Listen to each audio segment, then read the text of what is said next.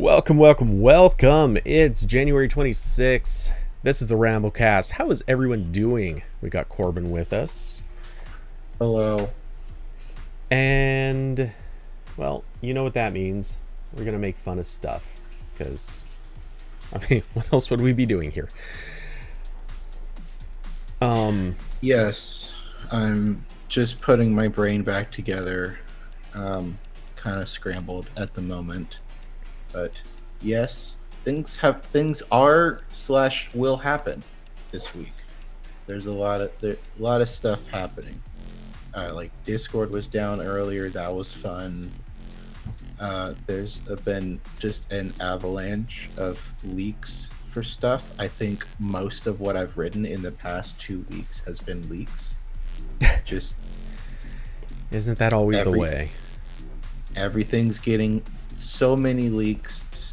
I would make a Titanic joke if that wasn't already so overplayed. But just know that I want to do that. Wouldn't that be, well,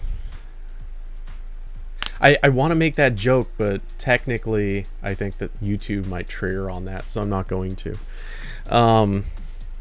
But yeah, anyway, so really quick, just because I want to sidestep to the dumbest story of the day. Only for a couple of dumb reasons, and because I want to close the tabs very quickly. But I'm just starting off with this. Oh, actually, before I do, really quick, just a heads up to anyone listening. Fair odds. This is going to be a pretty short one today because I am deeply sleep deprived. So Nice. I could be running. I could hit that like smooth, just going for it all through a whole stream, or I might have, like, Corbin might announce he's taking off, and I'll be like, yeah, seriously, I'm gonna fall asleep on stream if I don't close up too. So it could go either way. The stream just becomes like a like the security camera that they put in kids' bedrooms to watch them sleep, make sure they don't cry. Wow. Yeah, I suppose that could be how it goes. Welcome to the RambleCast / Nanny Cam. Glad to have you here. Welcome to the Snore Zone. Snore Zone. But yeah, anyway. Those news over the weekend, am I right? Oh boy. But yeah, anyway. So just hitting the stupidest thing of the day. Google is opening up .day domains. And they're going to be charging a whopping $3,500 for at least for the first day. Ooh. And I guess they're going to be dropping off in subsequent days. Oh, okay. Yeah, I think that's how most of these things go. Yeah. Whenever some new top level domain shows up. Yeah. Remember, and I actually have nothing against the, like, I don't want to call it early access, but I have nothing against the, like, jump on it, land grab that kind of goes on at high prices. That's okay to me. But sorry, go ahead with the rest of what you were going to say. I have something to follow with, though. I was just going to say, I think I remember this happening when, like, .app was new, and a couple other stuff like that, where, like, I was waiting, because I had a couple of things I wanted to get .app domains for, and I was checking the price. I was like, oh, okay, maybe later. Yeah. It's a bit much. Yeah, when the price is this high, it's pretty untenable. But they are supposed to drop down to $12 eventually. How long that'll take is not entirely clear. At least I don't believe it is. When I read this earlier, I didn't see.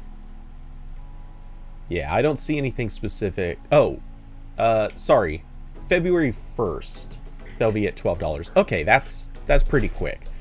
So I guess they're just really, the land grab is going to be today and tomorrow, or land grab pricing, and then it's supposed to scale down multiple times. So who knows? It'll probably be in the hundreds fairly quickly, but whatever. Getting my comfy sweater because I'm cold. Yeah, it's so cold here. I don't like it. Yeah. But Yes, it's cold here too, and I have my AC low because I don't want another like $150 power bill. yeah. So the AP article actually includes, and I appreciate this because it's so telling of something. The AP article actually includes how much it costs to. I don't know if this is the application cost officially, or if it's how much it costs if your application is approved. But if you want to be your own top-level domain seller, you can do that for $185,000. And all Ready to go half season on this, Cody? We're ready to start the Cody and Corbin domain hub.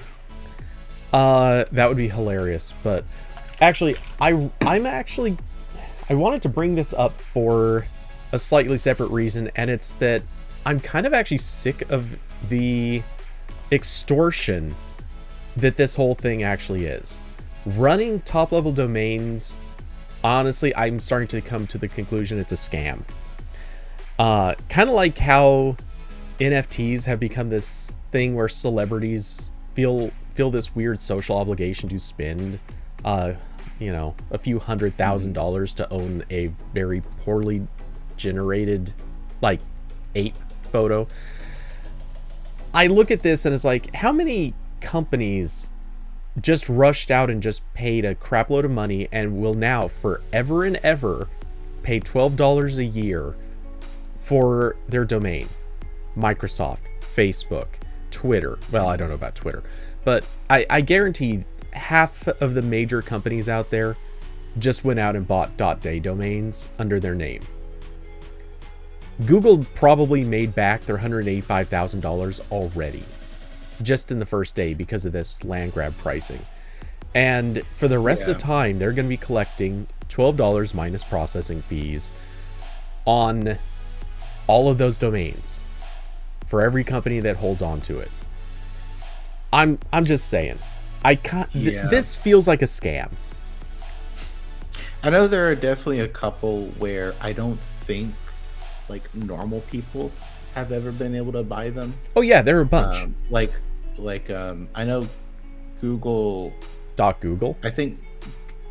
Google. the one I was thinking of is .new, where pretty much coinciding with that top level domain being a thing, Google added like docs.new or whatever as a redirect to make a new Google Doc file. Yeah. So yeah, I don't know. I don't use, the only ones besides like .com I've ever used are .app, because they're usually not too much more expensive, and it's app. People know how to spell that. And I have my personal website on .io because most of the other options for Corbin are used. Yeah. So it's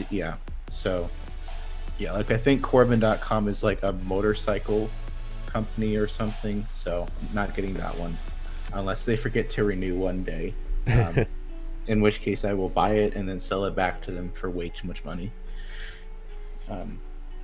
But yeah. Speaking of buying domains and selling them for way too much money, I had to look up two of the most obvious .day domains right away and just figure out for sure. And sure enough, blackfry.day has been squatted. If you visit it, there is an email address for the person who is trying to sell it. Obviously trying to sell it. So yeah, that one's been taken. And I had to look it up, and I'm so glad that this is one case where I'm actually happy for the person that got it. Felicia.day is in fact taken by Felicia Day. So honestly, kind of love that. What can I say? That's that. Cheers. Yeah. You know what I'm incredibly jealous of is I was in a call with Jules Wong of Android Police. I know you know that, but I think most people remember him. Yeah, and we were talking about custom domains, and I was mentioning how that I got mine, and we realized that .wang, which is how you spell his last name, is a top level domain. So he was able to get Jules.wang, and That's I'm good. incredibly jealous. That's because like I would like Corb.in or some other short variant, but no. Well, if you were willing to pay $185,000, you could get .davenport. In fact, you could distribute and sell .davenport. Yeah. It is an option. That's true. If I really liked my last name, which it's just kind of there. I have no strong feelings about that. So that would be a lot of money to spend on something I'm kind of on. And then I have to type that all the time. That's annoying. Like I do own CorbinDavenport.com, and that is incredibly long. So I keep swapping between shorter versions.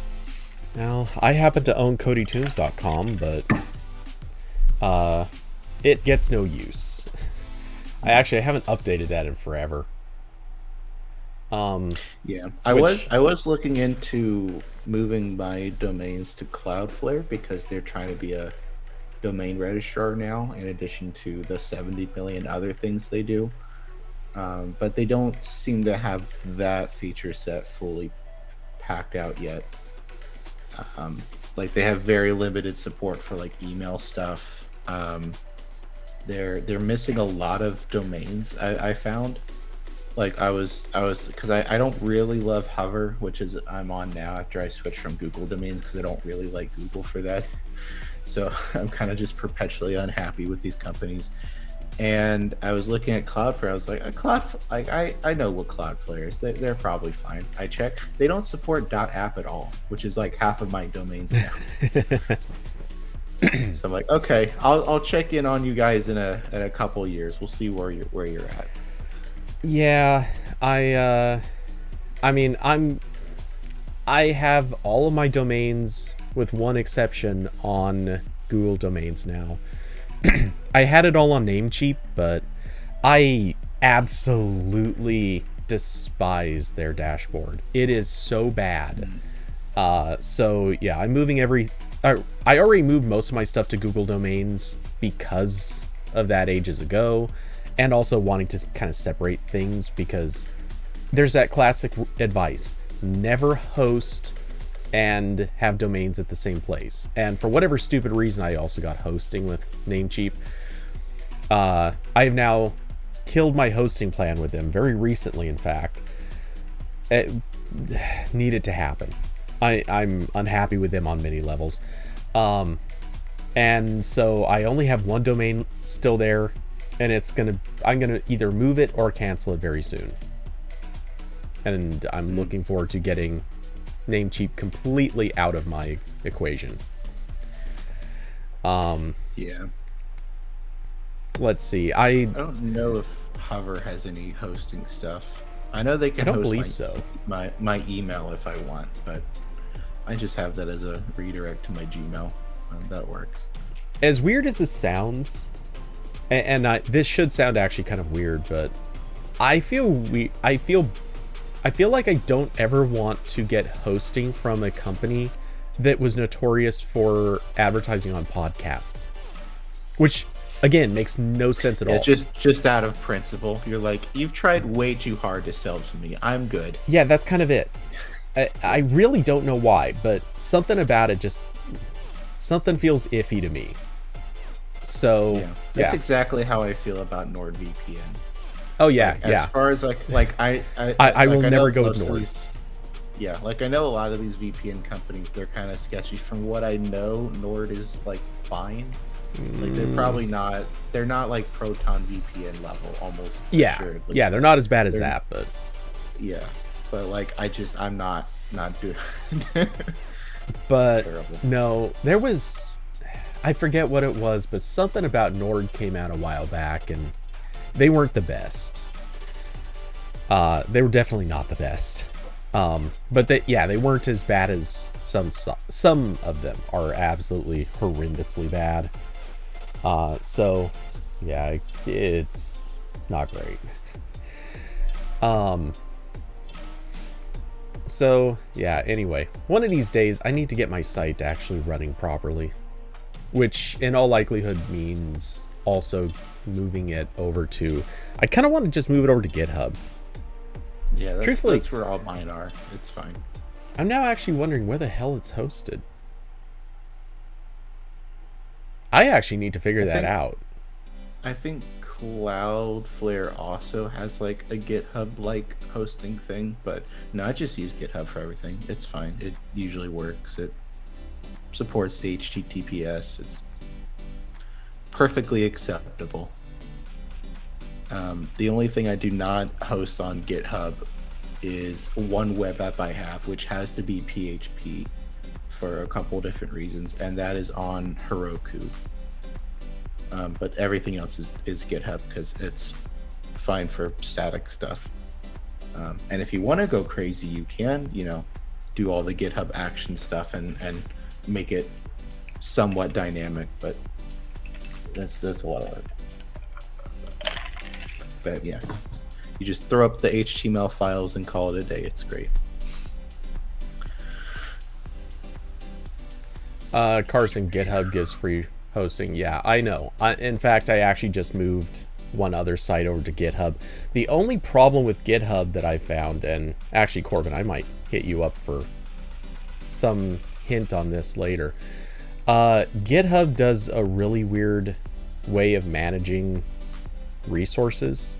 So you have to you either have to use their the template, or well, not really templating engine, but you have to use the engine that they've chosen, which is Jekyll. Oh, that's a Jekyll here.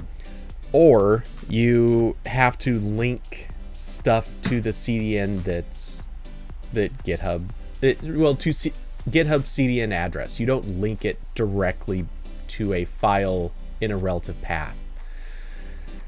The problem with this is that it does something really weird with JavaScript and CSS.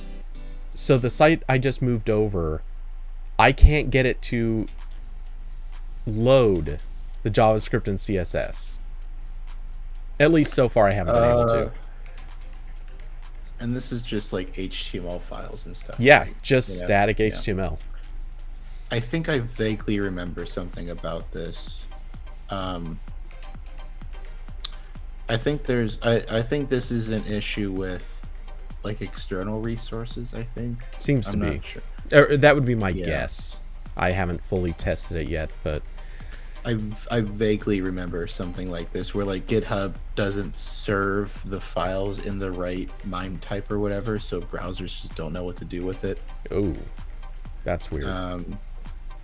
But yeah, I think that's only an issue when you're like trying to pull resources from a completely different like GitHub repository. So if everything's on the same repository and you're just linking to like another folder in the repo, I think it's fine. Or you can just, if it's like a framework or something, you can just use whatever CDN the framework uses. Like when I use Bootstrap for my web apps, I just link to the whatever CDN Bootstrap uses, and that's fine. Yeah, so I guess I'm probably gonna... I was thinking I might figure out Jekyll anyway, so that's not the biggest issue, but yeah. I guess I'll just have to figure out Jekyll in order to get this site up and looking correct again. I like that option for like extremely quick, just make this README into a functional web page. But yeah. Yeah. I just don't want to I don't want to spend time on this. That's the biggest thing. It's just one more thing that I don't have time to spend. Yeah. Actually, what would be a good segue for this, since we're talking about web stuff, is the lovely Topics API. Good reminder. I was trying to think of things to cover, and that's a good one. I already forgot I covered this. I only just remembered because I was scrolling through my author page. It's been a long week. I was about to use The Verge's thing for that, but I hate their hero image. It is the same generic Google hero image that they use on everything.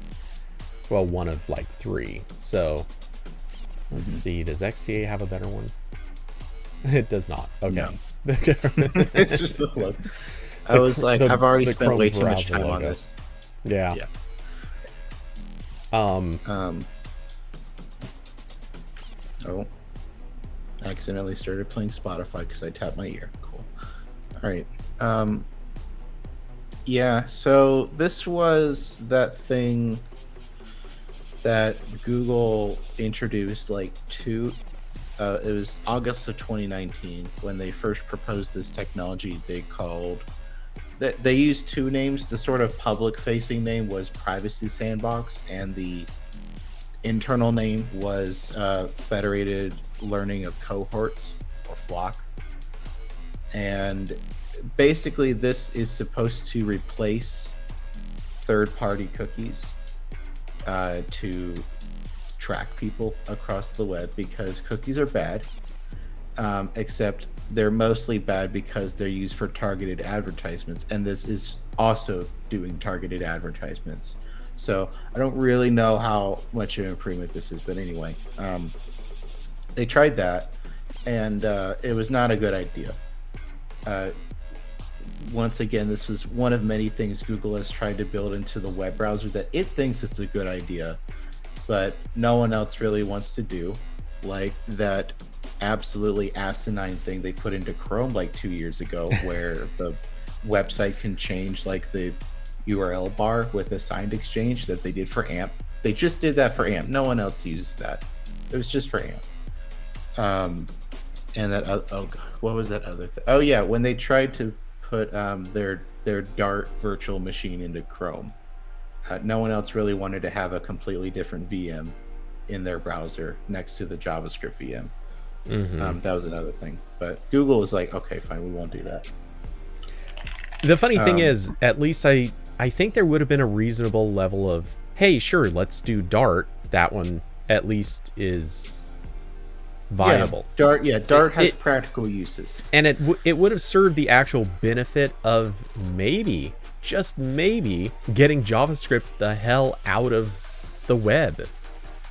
Yeah. Which I wouldn't have been everyone opposed to actually that. wants. We just won't work towards it. Well, now we have WebAssembly, and everyone's implementing their own VMs on top of that, so it's fine. You know, now we have C++ code on the internet. Yes. Yes, that's fun. Yeah, it's not like CGI that was never a bad idea. I just noticed this giant freaking spider. I will be dealing with them later. Anyway, go on. Welcome to the show, Spider in Cody's home. Hey, normally it's flies, so I'm okay with, I'm okay with arachnids now. Spider's here to help with that issue. If only. So no one really liked FLoC, partially because it was just basically the core idea with FLoC was, instead of you having these cookies that tracked you across websites, and then whoever generated those cookies initially, like whether it was like a Google's ad provider or a different ad provider or something else, just the raw data of what websites you went to, what your IP address is, etc., would all get sent to whoever made that cookie, which is terrible because you're giving your IP address and user agent and all this other data to who knows how many companies, which is why every browser that isn't Chrome now limits this severely, because it was a bad idea. So what FLoC did is it moved part of like the advertisement structure to your web browser. So what Chrome would do is it would look at your browser history, in theory, without sending anything to Google, even though you probably, if you use Chrome, you have your browser synced to your Google account. But this was happening in the browser itself, where it would look at your browser history and then use a algorithm to figure out, basically to put you in a group of people with the same browser history, search patterns, whatever, as you. and the group would have like a couple thousand people in it, and it wouldn't necessarily have like personal data attached. So and then a advertiser would advertise to that cohort of people. So instead of the ad company saying like, okay, Corbin over here really likes Linux, also this guy over here really likes Linux, I see, we'll give them the same ad, and we'll keep their IP addresses, just to keep them on file. Basically what this did was like, okay, we see like these people really like Linux and open source software and all this other stuff, so we'll kind of like, here's a rough, like almost like a demographic almost of people that we'll target to, instead of just,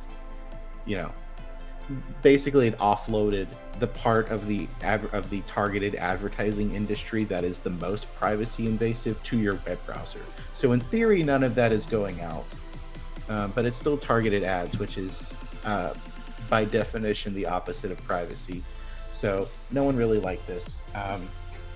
I know like Opera said they wouldn't do this, Firefox said they wouldn't do this, Apple and Microsoft were like officially wait and see on this. This never like, yeah. And also the other part of this is because it's really complex, and Google is putting it into Chromium, so by default Chromium browsers would get it, but like if Apple wanted to do this or if Firefox wanted to do this, it would be a lot of work to implement this on their browsers. Mm-hmm. And if you don't do this exactly perfectly, you're causing more privacy issues.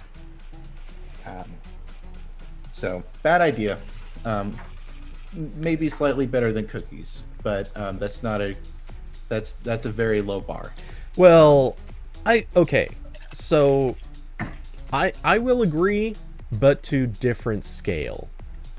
I think this is substantially better than cookies. I think just objectively, cookies were an outright, not everything you do, but a whole hell of a lot of what you do just kind of goes back to 3 companies. And really it's actually a lot more than that, but it like 3 to 8 companies basically just almost have a full view of your browsing history. Like just straight up, they know everywhere you've gone, they know everything you've done, they're collecting this and doing whatever the hell they want with it, which isn't great, but that's pretty much how it is. And let's be realistic, Google already kind of had that with or without cookies because of Google search, but whatever. When it comes right down to it, Flock and now Topics, I think the privacy element is obviously a lot better. It's not perfect. It's still like, it obviously, yeah, it still enables fingerprinting. It still enables a whole lot of sort of, we can interpret from what ads we're sending you because of the system that you're running on your computer telling us which ads to send you. We can figure out all the same stuff anyway. And so, that's not wonderful. All that being said, well, go ahead. And I will say I haven't looked a lot into this because I've wanted to dig into this more, but I've been busy with other stuff this week. But I know one of the main complaints about Flock, in addition to sort of being a fingerprinting method in itself, was that because of this idea of cohorts, like I said, like almost a demographic, like just people who are generally interested in some of the same stuff. I believe it was pretty easy to target specific like genders and races and age ranges with that technology. So it's right back to the main issue with targeted ads where, like at what Facebook got blasted for repeatedly, like a year or 2 ago, where they had people running like ads about how the election was a fraud or whatever, and specifically targeting like young white people, or doing other stuff like that that's just like really fucked up. So Flock was not really a step forward in that respect. And the new topics API, it's kind of the same thing where the all the data processing is happening on the browser, same as Flock.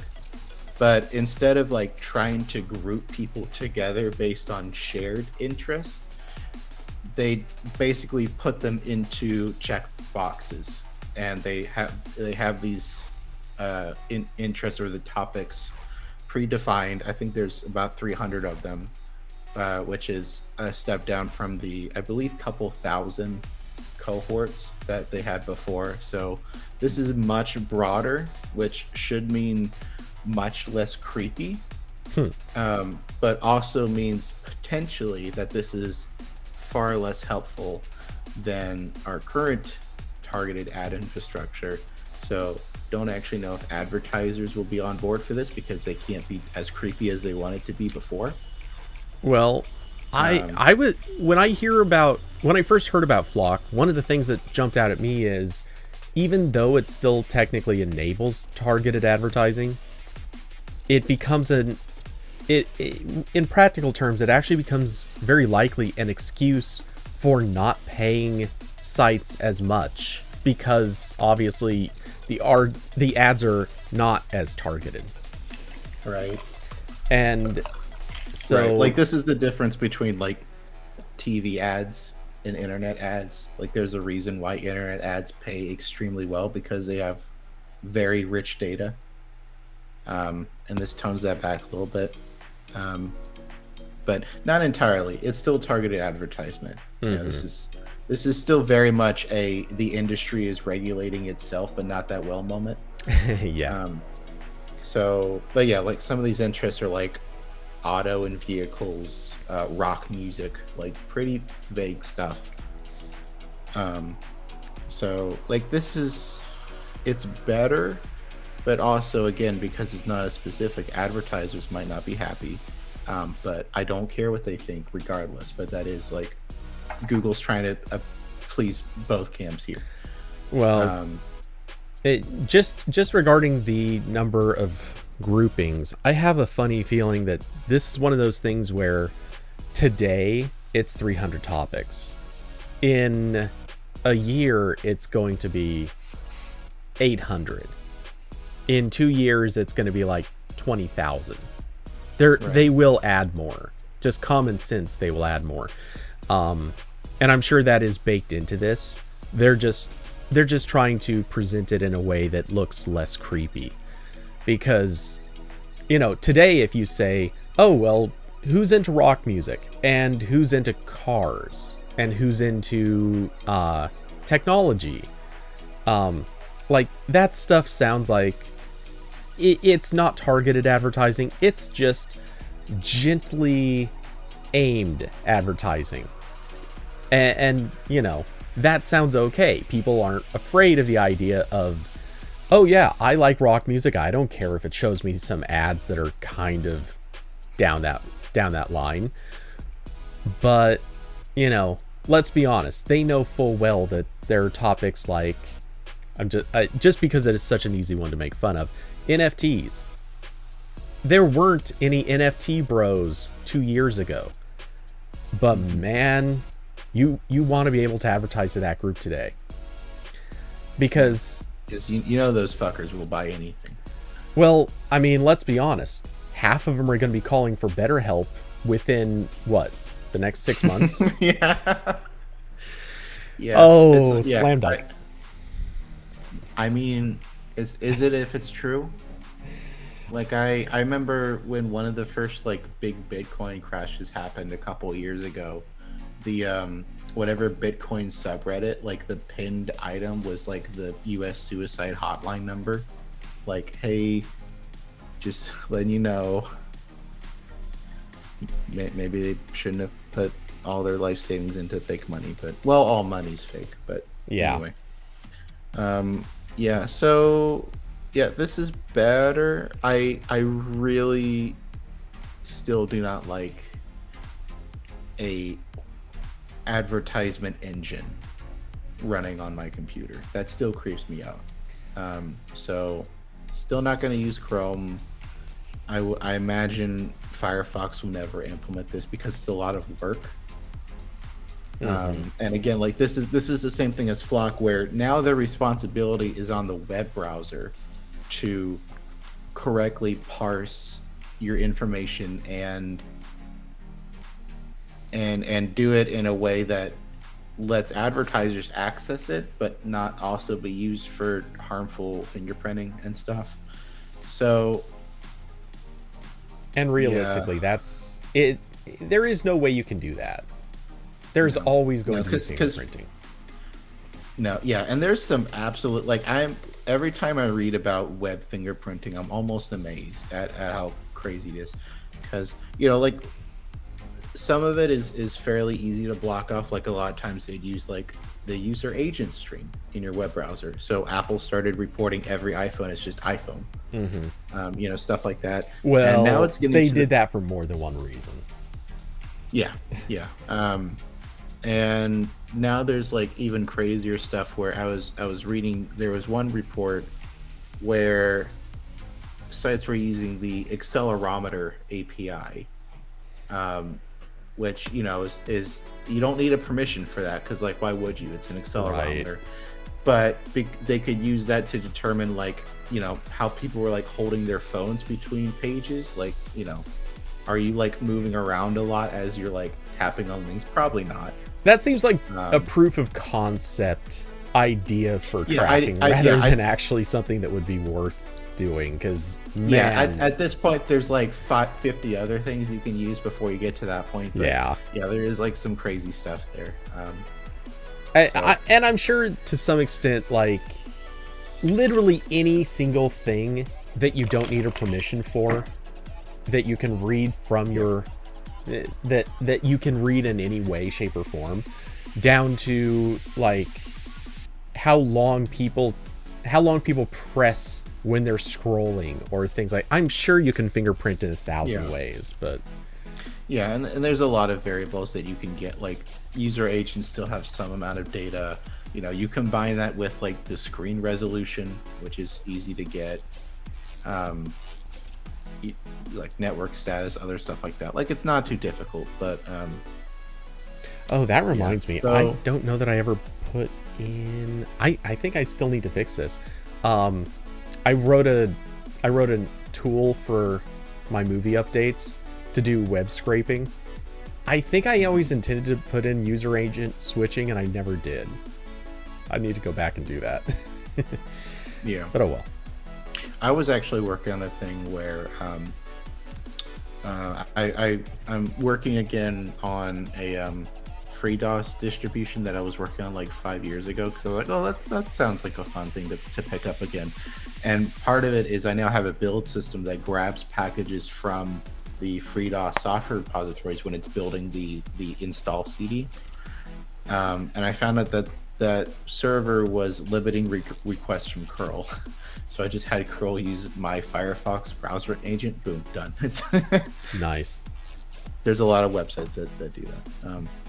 But so we'll see how this goes. I don't think Google has a timeline yet for when they're gonna try testing this. I think they just like they don't have a date set yet. The one thing that annoyed me is that they seem to be repeating a lot of the same mistakes of Flock, where they announced this. I was in a call with people from Google talking about this, and me and like one or two other writers were asking like, have you like talked to anyone about this? Like, have you been talking to Microsoft or Apple, like the other major browser vendors? And they wouldn't say. They just said like they were talking with like the industry, whatever that means. Our advertising industry, most likely. But, so I don't think any of those groups have made like a statement yet about this. I imagine they're still going through the tech specs, but I don't see Mozilla going for this, just because it would be a lot of work to put this into Firefox, and it's not in the interest of Firefox.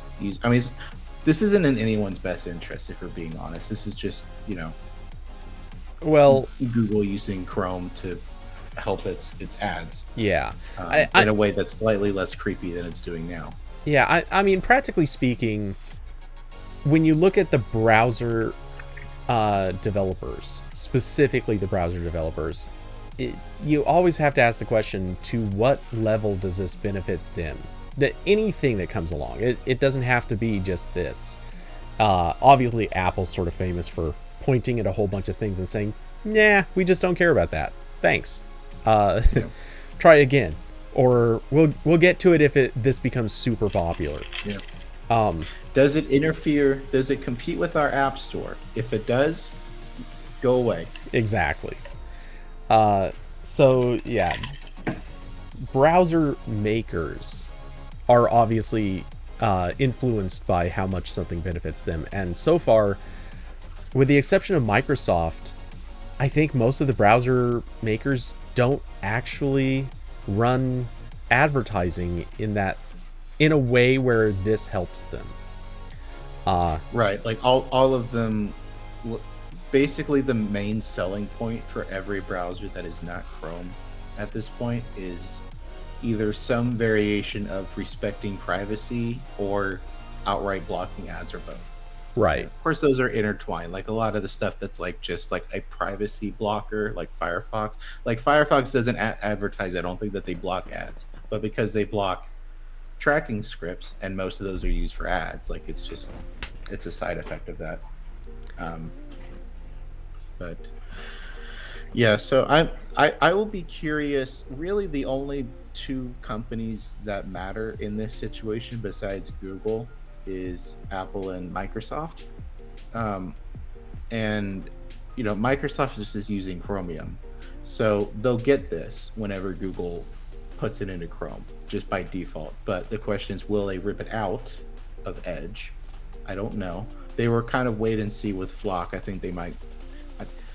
I don't know if I was betting. I don't know which way I would go on this, because sometimes they diverge from Google, and then other times they're with them on even some of the more controversial stuff, like back when Google announced all the changes for the Manifest v3 in extensions, and the main thing was like they were ripping out that API that let extensions process like every single network request, and that's used by ad blockers. That one, I actually understand. I agree they probably should rip that out, because that's horrifying for security. Like, yeah, just any extension, just read my entire network activity. That's fine. Yeah. I trust literally no one with that except uBlock Origin. Maybe, I don't know. If uBlock gets compromised, it's going to be an issue though. But so Microsoft, it went along with that one, even though Firefox and I think Apple might be leaving those APIs in. I'm not up to date on that, but yeah, I don't know if this is something Microsoft would rip out or not. And Firefox and Vivaldi and everyone else have so little market share, it doesn't really matter. Yeah. But really quick, just got and cheers to Mastodon for actually sending me a notification in a timely manner. But wait, is this Mastodon? Yeah, it is. Okay. From another Linux Walt Alt, quote, oh yeah, I have a different view of targeted advertising. If they want to target me based on interests, they should just place topic-relevant ads on sites that specialize on said interests. I found it disturbing when I looked for turbospoke.com for a grandchild and found myself followed by ads for children's bicycles. Even if I'd been looking for bikes, the ads would have made me avoid the vendors/companies behind the ads. Yeah, and I mean, certainly I agree with this to an extent, because targeted at... Okay, here's the thing. If you're visiting a site, just hypothetically... Wait, why am I getting spam caller, I'm sure? We're getting a call into the show. Yeah, if only. Long-time listener, first-time caller, would you like to extend your car's insurance? Exactly. Yep, and when you hit screen call and literally nothing comes up, golly, what do you think? Though it's not hanging up, which is usually a sign of something. Robocall that doesn't work. Okay, anyway, the thing is, like, if I'm visiting, let's say, IMDb, you know what? I'm totally okay with the idea of getting an advertisement for a movie. That would make 100% sense. Please advertise a movie to me on IMDb, which they do, so that makes sense. But the thing is, if you're visiting a site, well, and, you know, likewise, just to give one other example, if I'm visiting, let's say, a site that's dedicated to healthy eating or recipes, go ahead, advertise food to me, food that would make sense in this context, or ingredients, or a cookbook. I don't know, I don't care, but these are things that make sense to advertise on those sites.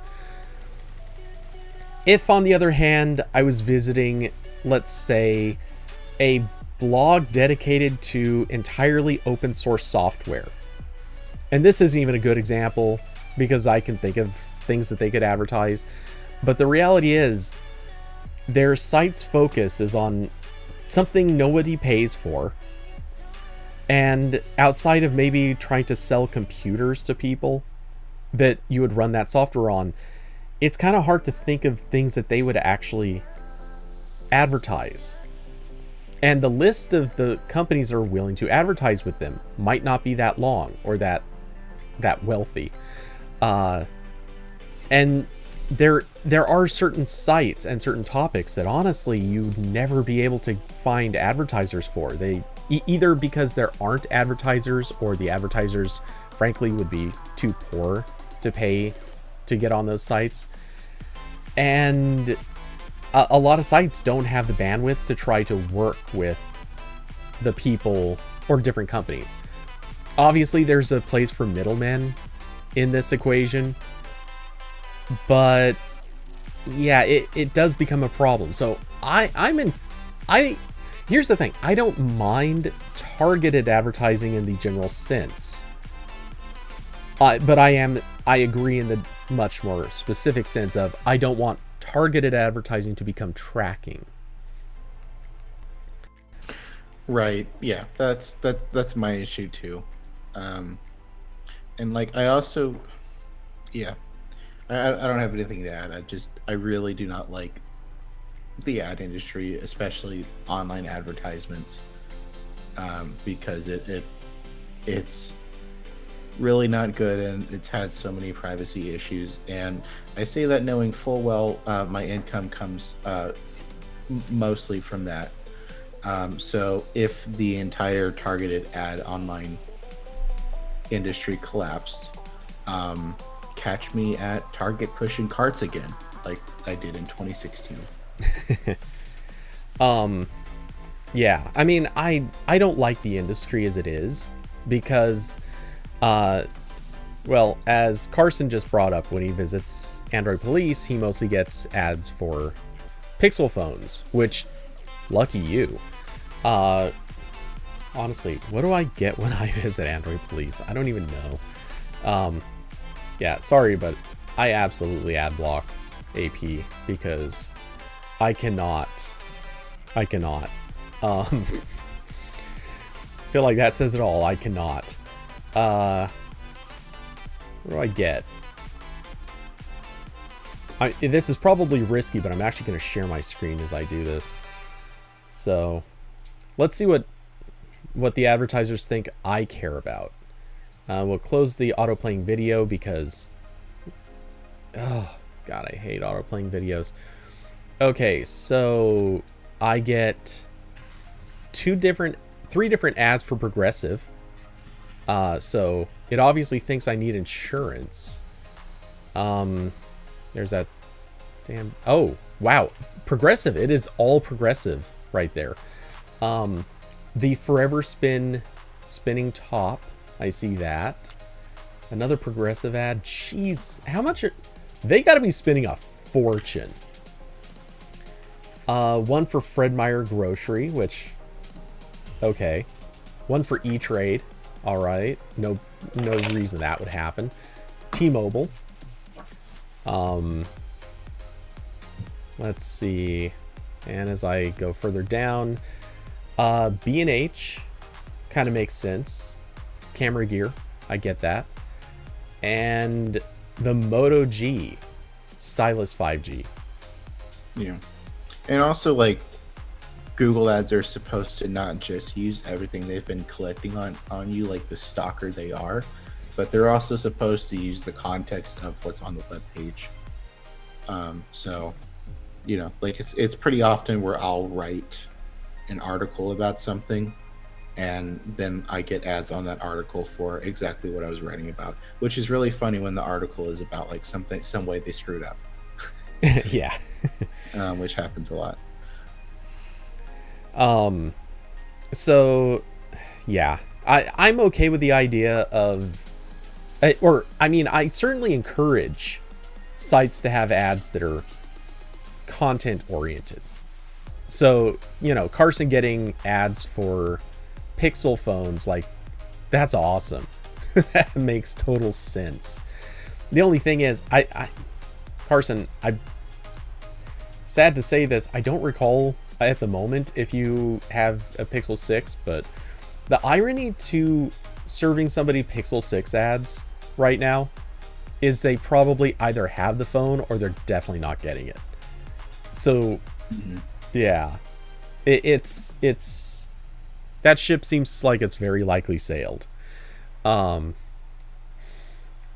yeah, you know, I don't know, and I think that is the other problem with advertising on sites. And I'm not like, this isn't the sort of thing where I'm saying it's good, but like I said, I got an ad for B&H being the only ad in the entire list that actually makes sense for me.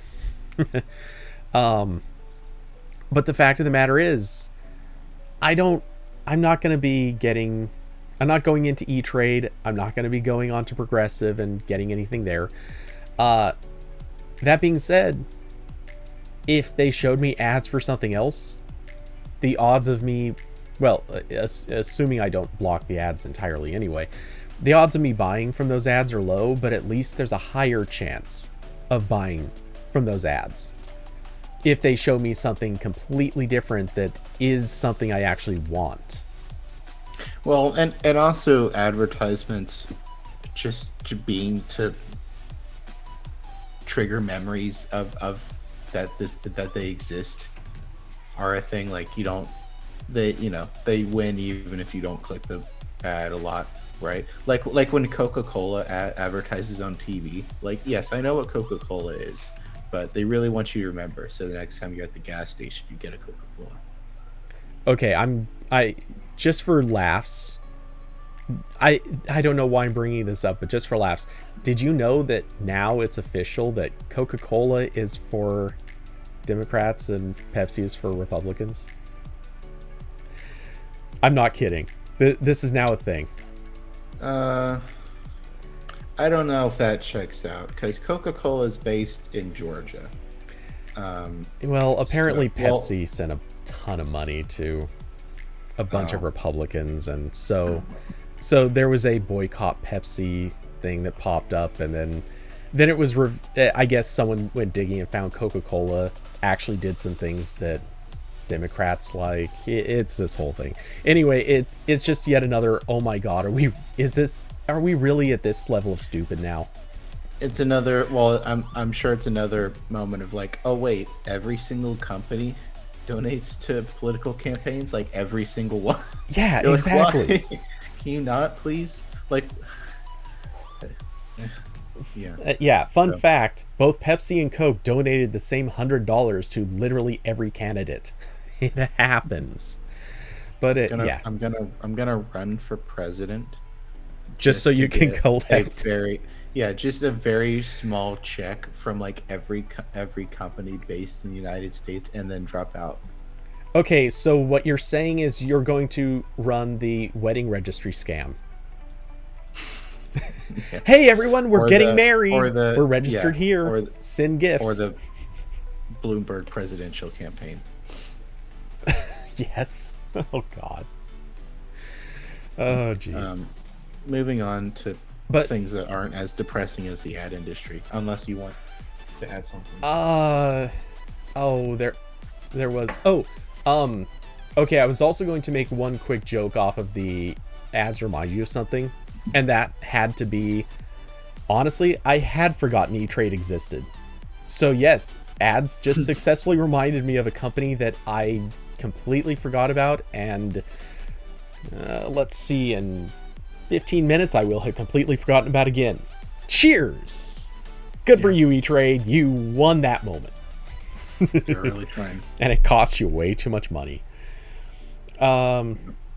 So yeah, really quick, it just hitting comments because I'm bad at reading them live, but Carson had said he also ad blocks AP on desktop.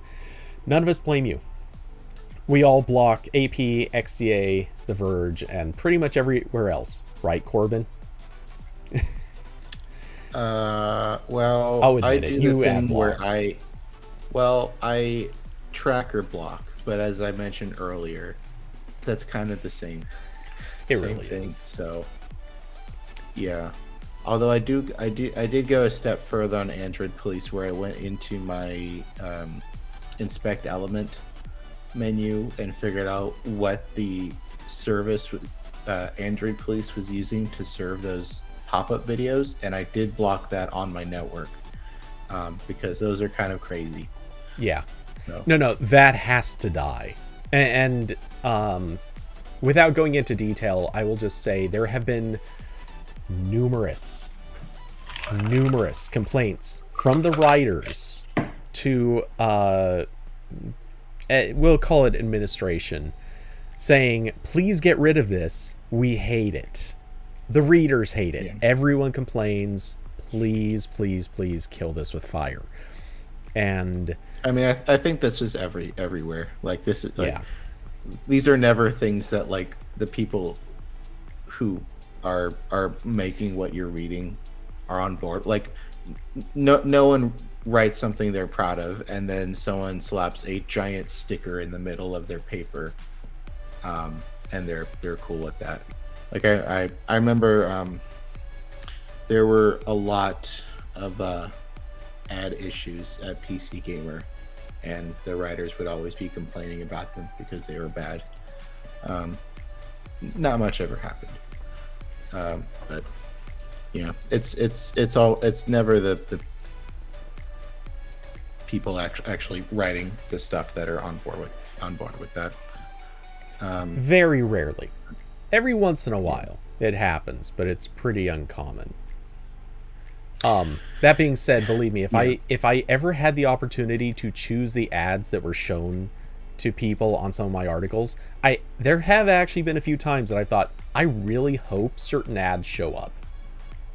It's very infrequent, but I have actually thought it would be great for people to see ads for this at this moment. Yeah. But yes, anyway, switching to a non-ad related topic. Yeah. We can talk about Android Studio for a second. I have the blog post. I happen to be screen sharing it right now. Okay, I just realized I didn't link the blog post where I meant to link it, but I did later. So I'm gonna very quickly slide that link in my post. Where I was too distracted by choosing a featured image for this. You know what I chose? I chose the Transformer Bumblebee. I was like, I know it's they're naming it after the insect, but this is fine. No, you know what? Believe me, when I saw this, I fully groaned at it, but at the same time, it's like, no, this is good. Cheers, I like this. I could totally see you guys getting a DMCA takedown for image use, but Android Studio sponsored by Hasbro. That being said, let's be honest, man. They need every bit they can get to keep that franchise in people's minds. So they should see this as a positive, if they ever see this at all. Yeah. Now, I can't wait for the next update, which will be Android Studio Optimus Prime. I hear that's going to be a good one. I would like to see that happen. That would be hilarious. Yeah. So yeah, this seems cool. I keep meaning to reinstall Android Studio and start actually playing with it again because I have one like web wrapper for PhotoStack on the Play Store that I need to update, and I need to get all this set up again. And also I just need to mess with this because it's kind of my job to know how these things work. So I haven't played around with it a ton, but I have been keeping up with the updates. This one's kind of cool because they replaced the AVD manager, which I was never that intuitive.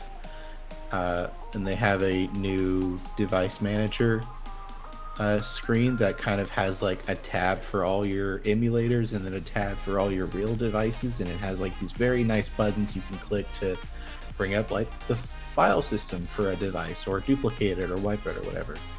So that's convenient. That's cool. Yeah, I am definitely looking forward to seeing some of these changes. Not that I'm running Android Studio that much lately, but I mean, I certainly appreciate the fact that like a QR code for connecting wireless ADB, hell yes, please yes. That's cool. I didn't know they put in a QR code to the developer options in Android. I wonder is that when did they do that? I'm honestly not sure that's actually in there yet. Okay. Yeah, that's. Let me see. I haven't checked any of this stuff. I saw that it was on the list of features, so I'm. Where do they put that? So it's in developer options. Yeah, it's got to be dev options. Wireless debugging. Where's the wireless? The one problem is that is already something. It's a pain in the ass to get to.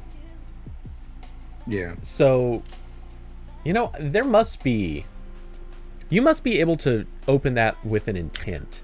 It has to be a thing. Okay. So on my S22 with Android 12 and what security patch? Is it January?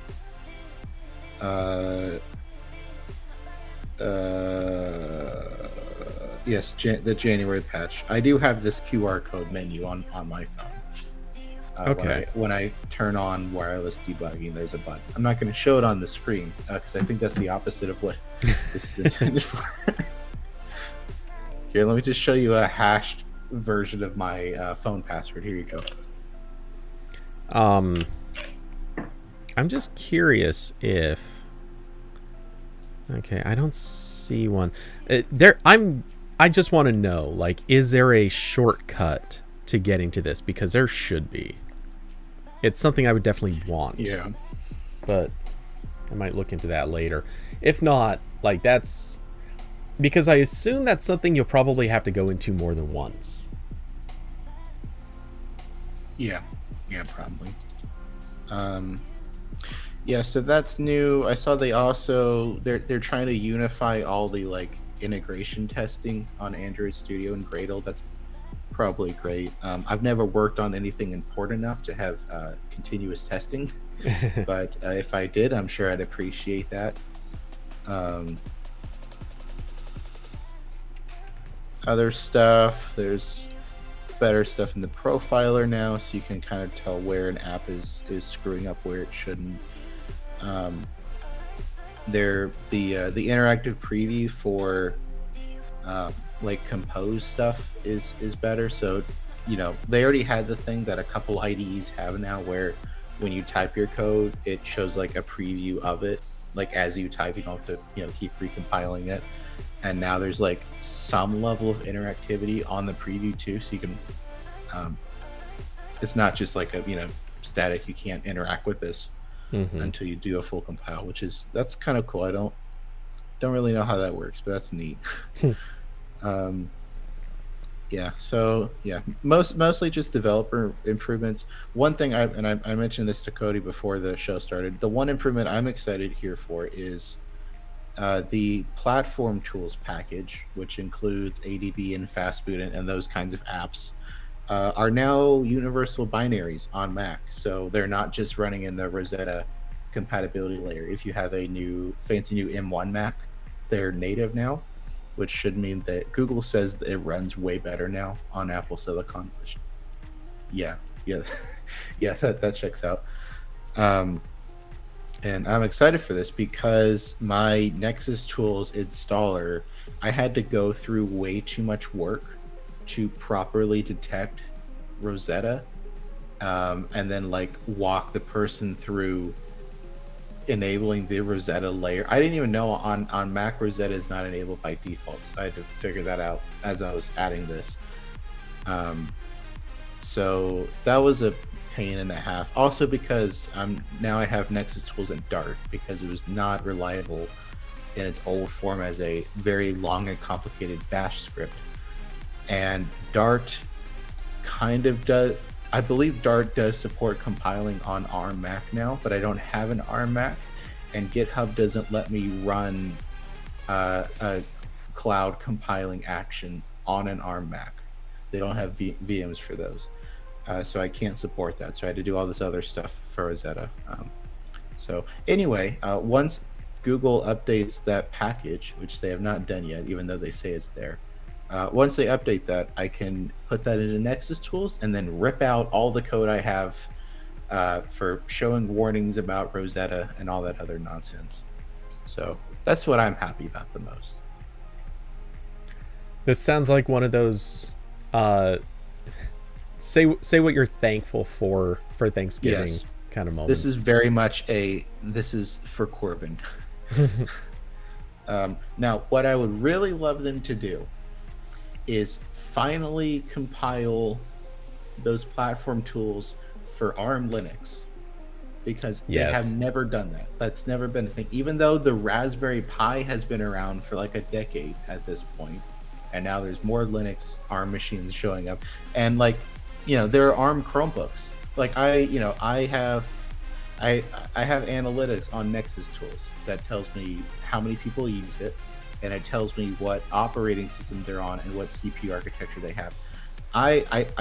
It's technically broken now because I moved the analytics to the executable, and I don't have an ARM executable for Nexus Tools. But before that point, I was getting like at least 1 or 2 people a day trying to run it from an ARM Chromebook, and I had nothing for them. I was just like, sorry, man, I don't know how to help you. Like I think if you like go through all the work of compiling it yourself, it might work, but I don't do that, and I don't want to do that.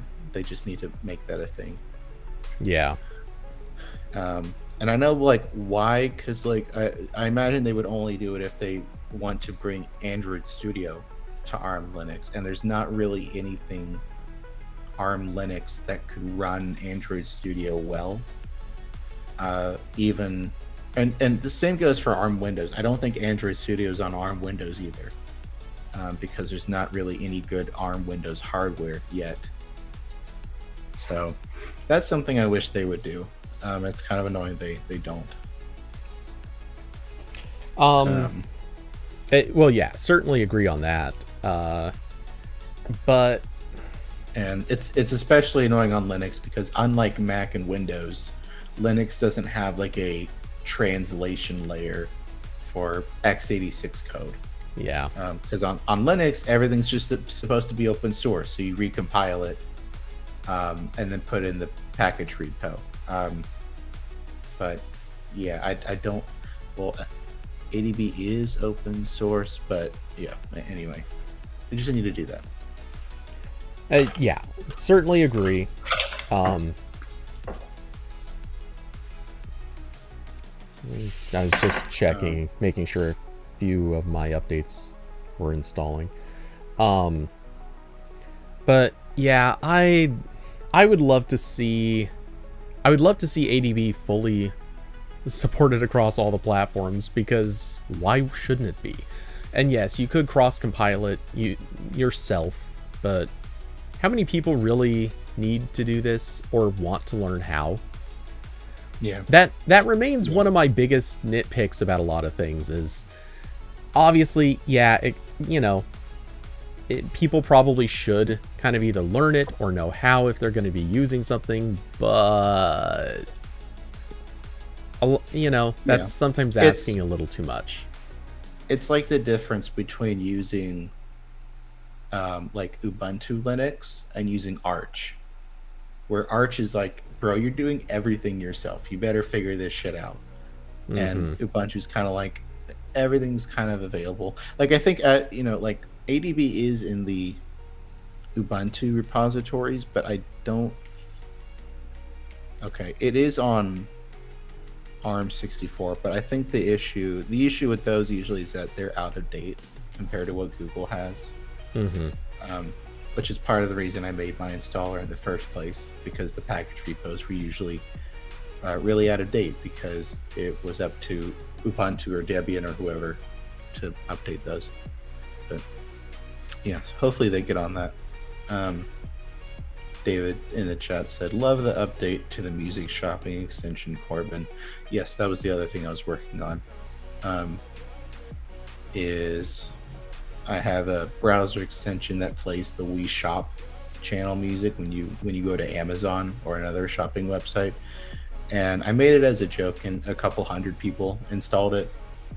And then like a couple months ago, it got mentioned on some like Ask Reddit thread. And I got another like wave of a couple hundred people and was getting like pull requests and stuff. So finally got around to updating it. So now it has a interface. It has a, you know, you click the toolbar button and it downloads it, or it shows the panel. You can pick the music now. There's more than one music option. I like the DSI theme because that's what I remember the most. I didn't download a lot of stuff from the Wii Shop channel. It's also Coconut Mall is an option. The Coconut Mall music from Mario Kart, which is amazing. Although when I was testing this, I was using the Wii U eShop channel theme the most, because that is kind of the bop. If I'm being honest, has some good rhythm there. But there's other stuff I need to do there. Like I know because it's using just like HTML5 audio, now that browsers have really good keyboard controls for music playback, it like will take over whatever should be like the play pause. So like if you're watching a YouTube video and then you switch tabs to like Amazon or whatever and you try to pause what you were watching, it's going to pause the Wii music instead. So I have to change that. Also, I'm really not looking forward to rewriting this to be Manifest v3 because it's basically entirely a background page, and that's what would have to change. So not looking forward to that. That's going to be fun. It's not a big rewrite. No, this is still a very small extension, but I still don't want to do it. And then also it'll probably get DMCA by Nintendo at some point because that's what Nintendo does. Yeah, but no, the Manifest v3 is it. There are a few changes, but it's not big. It's pretty trivial stuff.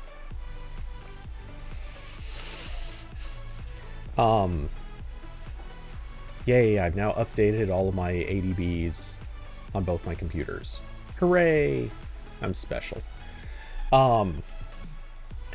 But yeah, so you know, cheers for you. Ugh.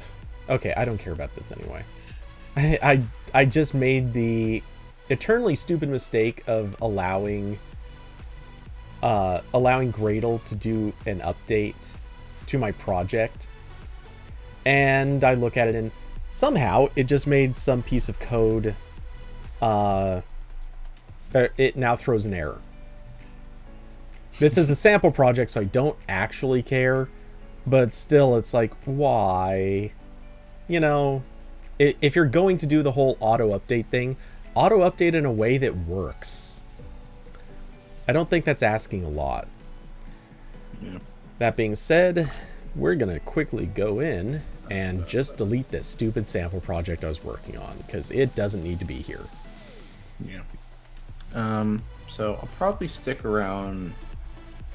Well, it's almost 7, so I guess 10 more minutes, and then I'm gonna put this pizza in the oven and try to wrap up my Galaxy S21 Fan Edition review, which is right here. This phone's weird. I don't really get it. Well, I kind of do, but Fan edition review. This phone's weird. it might be that. It might. Because I don't know. This phone's weird. Like I was writing a comparison article between this and the Galaxy S21, which has been my main phone for I guess a year now because I bought it when it came out. But and it's like almost the same phone. Like I know that's what they did the last time, so I shouldn't be surprised. But it's almost the same phone and it's almost the same price. Like the S21 when it came out was $800, but it dropped to $700 a lot. Like roughly a third or a fourth of the time it was out, you could find it unlocked for $700, and carriers were doing sales on it also. So I don't think a lot of people actually paid $800 for this phone. I mean, I paid $100 for mine because I traded in my S20, but yeah. And then this is $800, or no, I'm sorry, it's $700. So $100 cheaper, but it's a year later. So now we have a 1-year-old SoC. Pretty much the same cameras. The telephoto is slightly worse, but I was doing comparison shots and I had to zoom in pretty far to tell when it was worse. I don't think it's that big of a deal. Almost the same screen. Screen's a little bit bigger. It's all plastic instead of like the aluminum on this phone. I don't care. I like plastic. Same SoC, most of the same specs. This is getting another year of Android updates compared to the S21 because Samsung does 3 updates, and the S21 has already had one. That was its Android 12 update. So yeah, so kind of basically the same phone as last year, but $100 cheaper. I don't really think that's worth it, but also all the leaks coming out about the S22 series shows it's going to be a pretty significant price jump.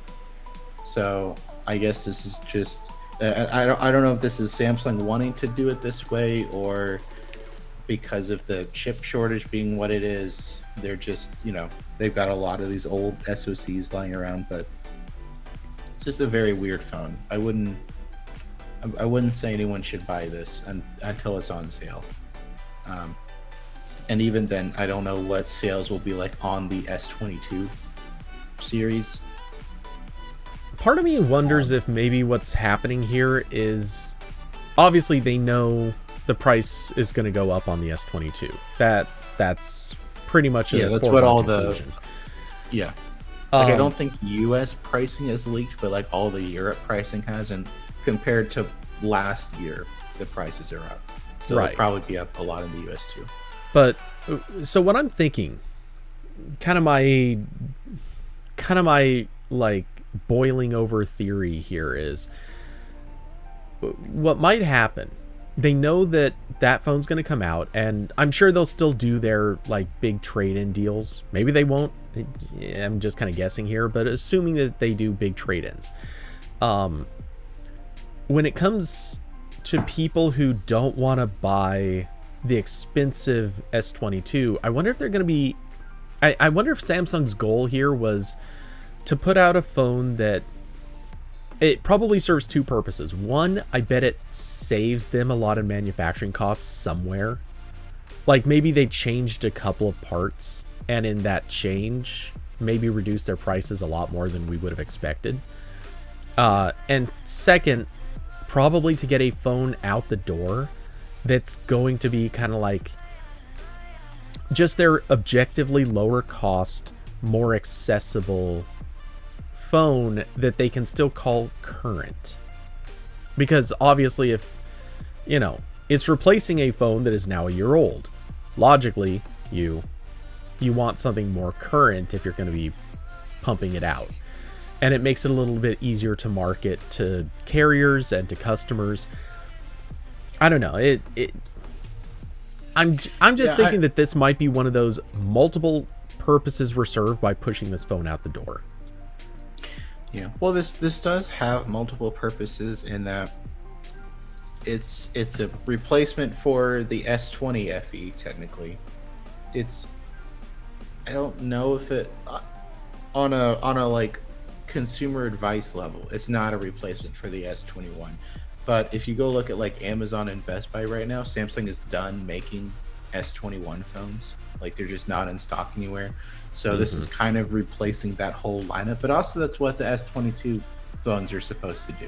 So I don't really know. I know the signs indicate Samsung wanted to launch this phone months ago, but it just kept getting delayed and delayed. So I don't really know if they have a consistent plan, or whatever plan they had didn't pan out. But I don't know. It's just a very weird phone. I'm sure they'll still sell a lot of them though, because it's Samsung, and the S22 phones are going to be more expensive than this. So I don't know. Maybe this will make. I'll be very interested to see what happens with the S22 and where it places this phone. Maybe it'll make more sense then. But yeah, very, very weird launch. Yeah, I guess that's what I'm kind of getting at. Is I feel like maybe the bigger picture will become clear once we have the S22 out. Though to be fair, I mean, how many times have we assumed that there would be some sort of logical family of products from a company, and then when we see that family or lineup of products, it's like, oh no, there's nothing logical here. They're just trying random thing, and that could very easily be what Samsung's doing here. Yeah, like the bottom end of Samsung's like flagship lineup is just different every single year.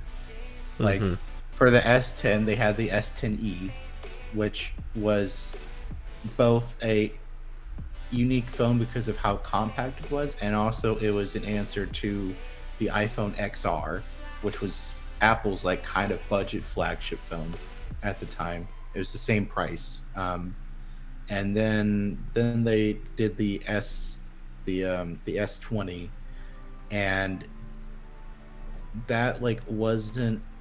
They lowered prices a little bit, I think, on that base model, but they never really made like another like E. They did make the FE later, but again, that's different. And then this year, the S21 was, I think, the same price as the S20 was last year. And now it's taken them a year and a half to make a new FE relative to when the first one came out. So, yeah, I don't know. Austin said the Moto strategy. Yeah, no, Samsung and Moto both do the thing where they have a phone for every single. Well, actually, the difference is Samsung has a phone for every $100 price point. Motorola has a phone for every $10 price point. That's the difference.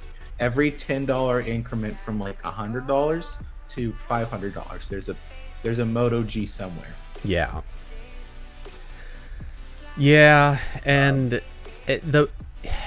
I swear it is always so weird when phones are aiming either to be cheaper versions of their flagship counterparts, or even just the budget realm. The way that they behave, honestly, it makes sense, but it feels like it doesn't make sense.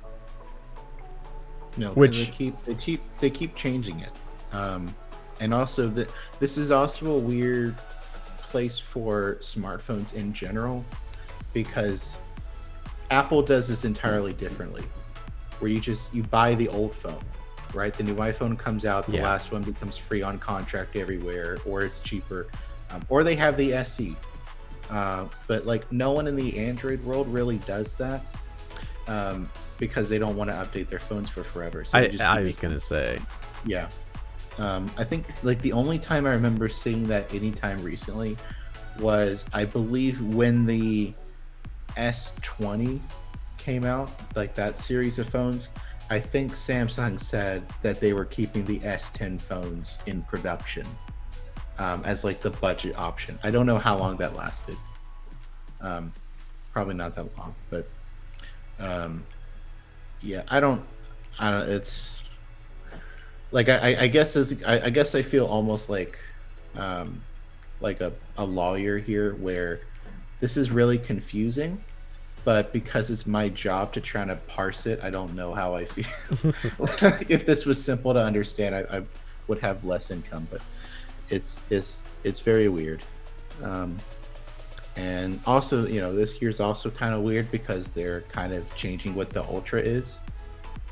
Now the Ultra is the Note, Yeah.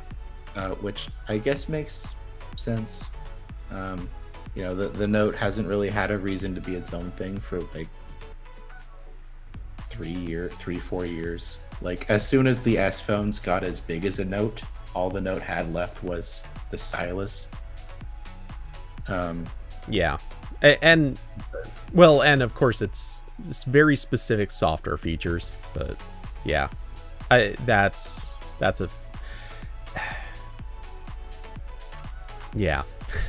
I don't know where to go with that, but they needed something to be a Note, and even if they don't keep the Note branding, it just makes sense to still have that particular device. And also this, and what's kind of interesting also is that the S22 Ultra last year they did the thing where the S21 Ultra was a Note, except that it did not have the stylus in it. Mm-hmm. You had to get a case with the stylus in it, or use whatever S Pen you had, I guess. But then it had all the software features, and it had the digitizer and whatnot. But it was still like because it didn't have the slot, and it looked like the other phones. It was still very much just a S Ultra phone with like a digitizer. That was it. Yeah. But this time around, the S22 Ultra, like it's a Note. The design is completely different from the other phones. It's larger. It has a uniform back, which is nice. So this is like maybe one of 3 smartphones that will come out this year that won't wobble on a table if you lay it down flat. But it's got the same like boxy design, but with like just the curves around the side edges as the Note phones. It has the integrated stylus, so the people that want a stylus phone will be happy. So yeah, very very weird year for Samsung, I guess. I would love to be a fly on the wall to figure out how much of this is component shortage related or not, or if they're just trying something different. And it could be a transitional year where maybe they know where they want to be, but they need to cycle some products through before they get to where they're going. Yeah. And I mean, this whole lineup's kind of weird because this whole cycle, we haven't got good information about what the Plus is supposed to be. All the leaks were either for the Ultra or the cheapest S22. And Evan Blass shared like every photo render of this phone earlier this week, and it includes the Plus, and it looks exactly like the base S22. Mm-hmm. Maybe the cameras are different, like they swapped the cameras, and like I would imagine the display's bigger because that's usually what the Plus is for. But like when I was working on this article, I had to like triple check that I had the photos labeled correctly for the normal one and the Plus, because they're identical. They're even making them in the exact same colors, which usually they do different colors on all of these. I guess to incentivize people to get the more expensive ones where they keep the cool colors. But yeah, like the phones look identical in these leaks. So kind of interested what the Plus is supposed to be. I know the Plus is never really popular in the first place. Like you either, especially because there's not a huge difference between them. It's like fractions of inches. But well, yeah, but it'd be pretty terrifying if it was whole inches.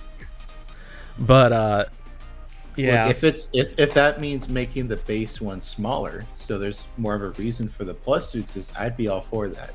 Can I please get a new SE phone, Samsung? I'm begging you. I will pay too much money for one of those. You can have my trade-ins if you do that. Ooh. Samsung will take your offer. Samsung will make a SE phone, but it'll be the exact same price as the Z Fold, and I will buy it. So I'm actually going to steal that as a easy transition.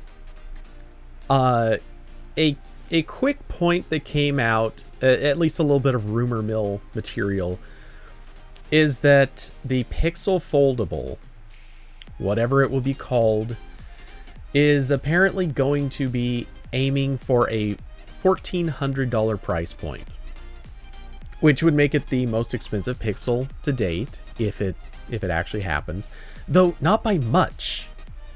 I think it was the Pixel 4 XL at maximum storage space was very just shy of that price. I think it was $12.99. I could be wrong, but I think it was that. So, yeah, it really just goes to show the Pixel 4 was way overpriced. But yeah, anyway, so this would be actually, funny enough, still one of the lower cost foldables, just the most expensive phone Google's ever done. Yeah, and I got it. Well, go ahead. Which begs the question: how'd they get it that cheap? Yeah, that is definitely a question. Because this has also been a thing Samsung was doing, where that first Galaxy Fold was horrendous. It was horrendously expensive, and then they're on, I believe, the third variation now. I know it's called the Z Fold 3. I can't remember if they skipped a number in there, but the now folds they've had 3 folds, though the 2 didn't get much attention. They did, I believe, skip number 2 of the Flip. Yeah, they synced the Flip up, but like what Samsung did is they kept lowering the price, but not because the manufacturing process was getting cheaper. They just didn't put the best cameras on their phones anymore, and they lowered a couple other areas that aren't as important. Like, it's still like good cameras on those phones. It's just not like if you get a S22 Ultra, it's gonna be better. Well, you're basically getting not even last year's camera. You're getting probably a camera from 2 or 3 years ago. Yeah, So the foldable, so those foldables are kind of interesting because we're kind of still perceiving these foldable phones as high end, but it's more like the better way to think about this is just that foldables are a different form factor that also have a range from cheap to flagship. Same thing with tablets, right? You have the Amazon Fire tablets, and then you have the iPad Pros. So it seems now we're kind of leaning towards the lower end of that spectrum with what Samsung's doing, which is still good. Where it's not a Fire tablet foldable. It's more like a iPad Pro from 2 years ago foldable. So I would assume that's what Google's probably doing too, because it's kind of what they did for the Pixel 6 series, where once again they didn't have absolutely incredible specs, but it was still really good. I'm specifically on the Pixel 6, right, where they didn't have all the camera stuff on the Pixel 6 compared to relative to the Pro.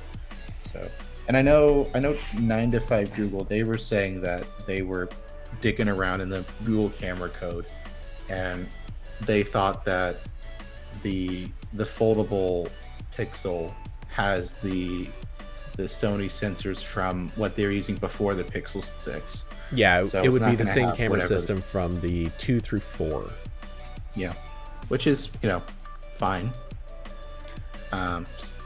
Maybe a little bit of a downer, but So I'm gonna come out with kind of my feeling on this.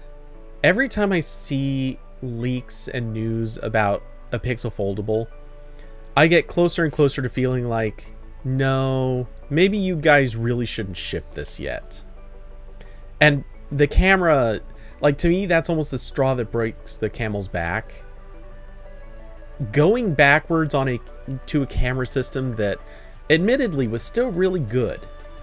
There's no denying it was a good camera system. But Right. everyone complained that it was outdated even when the Pixel 4 came out. And they weren't wrong. Wait, was it through the 4 or through the 5? Now I'm not sure. 5. Yeah, okay. Yeah, it was the same. Yeah. So, yeah, you're reusing the same camera system a little too far. And now if you resurrect it and use it again in the Pixel Foldable, we'll call it a Pixel Fold, I guess. If you're doing that, you're bringing back this thing that has just been pushed to its limit already. I feel like you could... That feels like a pretty big sacrifice. You're cutting the wrong corner with that. Not to say that there's necessarily a good alternative, but it feels like they have to be able to do something better. You know what this is really sounding like the more you speak? This sounds like the Surface Duo. Right? Which was also a phone that was just in development for way too long. So then by the time it came out, it had the old SoC, it had old Android version that was terrible. So many bugs. You know, all this other old hardware stuff, cameras were garbage. It's kind of what this is sounding like. Because again, like there were at least a few reports that Google was ready to go with this by the end of last year. So it probably got delayed. And you know, at that point you have two options. You can either like keep iterating on this or restart the hardware development with a new chip and everything, new cameras. And I guess Google's not doing that because it seems like they want this to come out soon.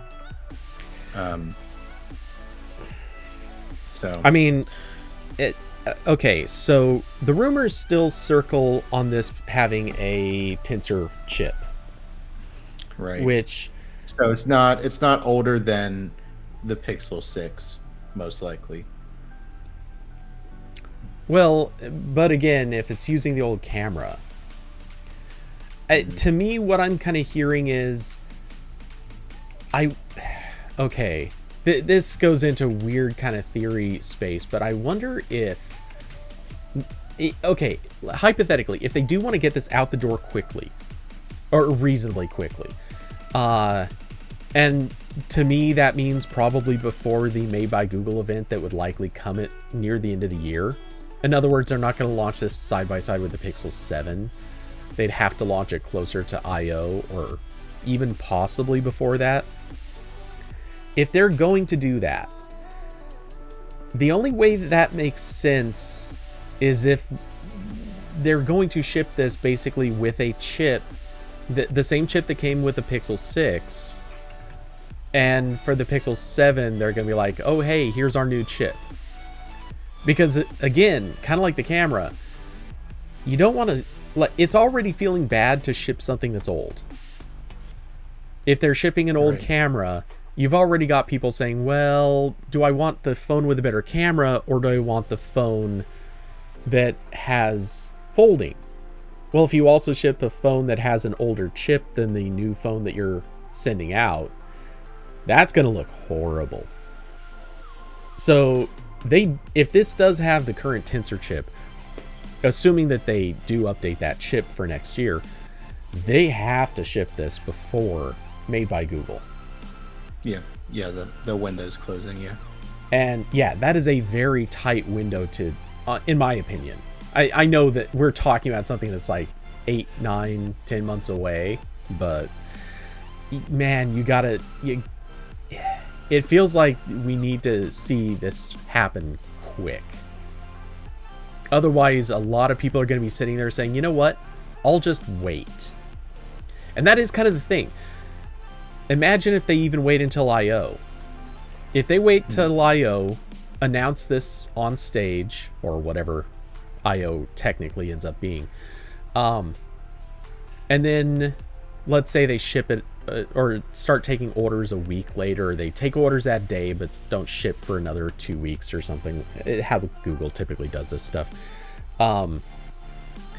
I feel like so many people are going to see this and go, you know what? Let's just wait. Let's just wait to see what the Pixel 7 is going to be. Yeah. And that's going to kill the sales of this thing. Man, there's so much about this phone that bothers me. I kind of... It feels bad to say this, but I kind of wish they would just scrap this one and just start working on a complete... Like, here's what their Generation 2 version of a Pixel Fold would have been. Just make that the original.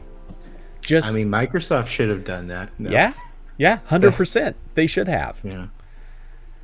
And Samsung probably should have done that too, with how those review units of the Fold 1 went.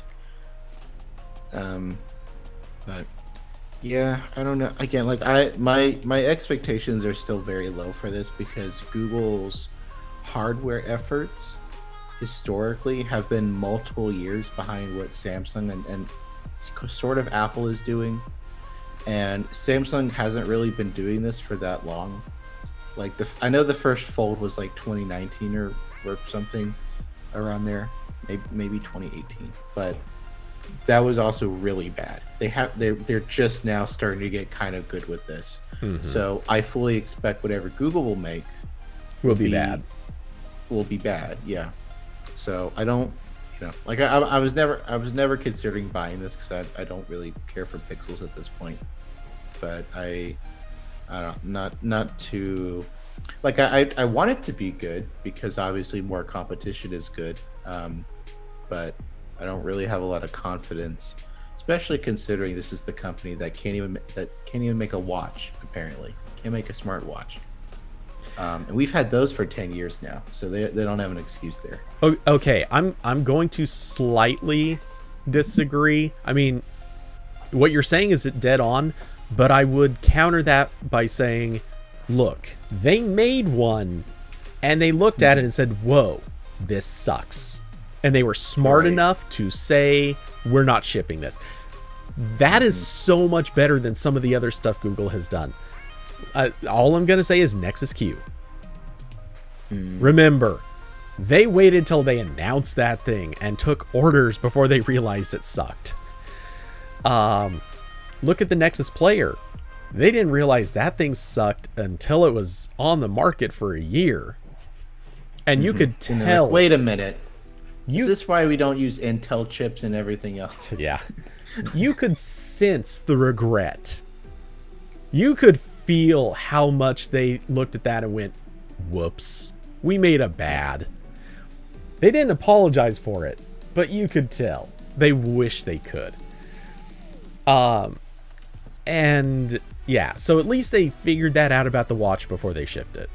I think they actually deserve credit for this. That being said, man, I am just looking at this Pixel Foldable and I feel like they are right on the precipice of, hey, we're going to do something and it's going to be kind of okay. Yeah. And you guys are going to have to forgive us for making something that's only kind of okay. Carson said, are you talking about those two LG/Google watches? No, there was the, again, according to industry reports, Google never talked about any of this, but I think Bloomberg and a couple other places were reporting that Google had a Pixel watch in development. Like, we even got that from other sources. Even AP had some exclusive stuff on this. Yeah, and then at some point, actually, I think the Rick Osterloh did an interview about this later. Yeah, eventually. That. Yeah. Okay. Yeah. So there was a Pixel watch in the works. Rick looked at it and he was like, "This is shit," and it was canned. Yeah. And so the Pixel watch in the rumor mill now is completely different, supposedly. But that's also not materializing, so we'll see. I wouldn't call it completely different because well, it depends on which generation. Because there have been, I believe I could be wrong on this, I believe a total of 4 different Pixel watches that have leaked. Yeah, there's the one now. There's the one that they canned. Before that, there was the Pixel Watch that was sort of scrapped, and then they gave the leftovers to LG, Yeah. and that's what became the Sport and Style. Okay. I don't know if there was one more. Strictly speaking, I should have said 5 because the ones they gave to LG, there were 2 different ones, but I was counting that as one. But yeah, that was the first one.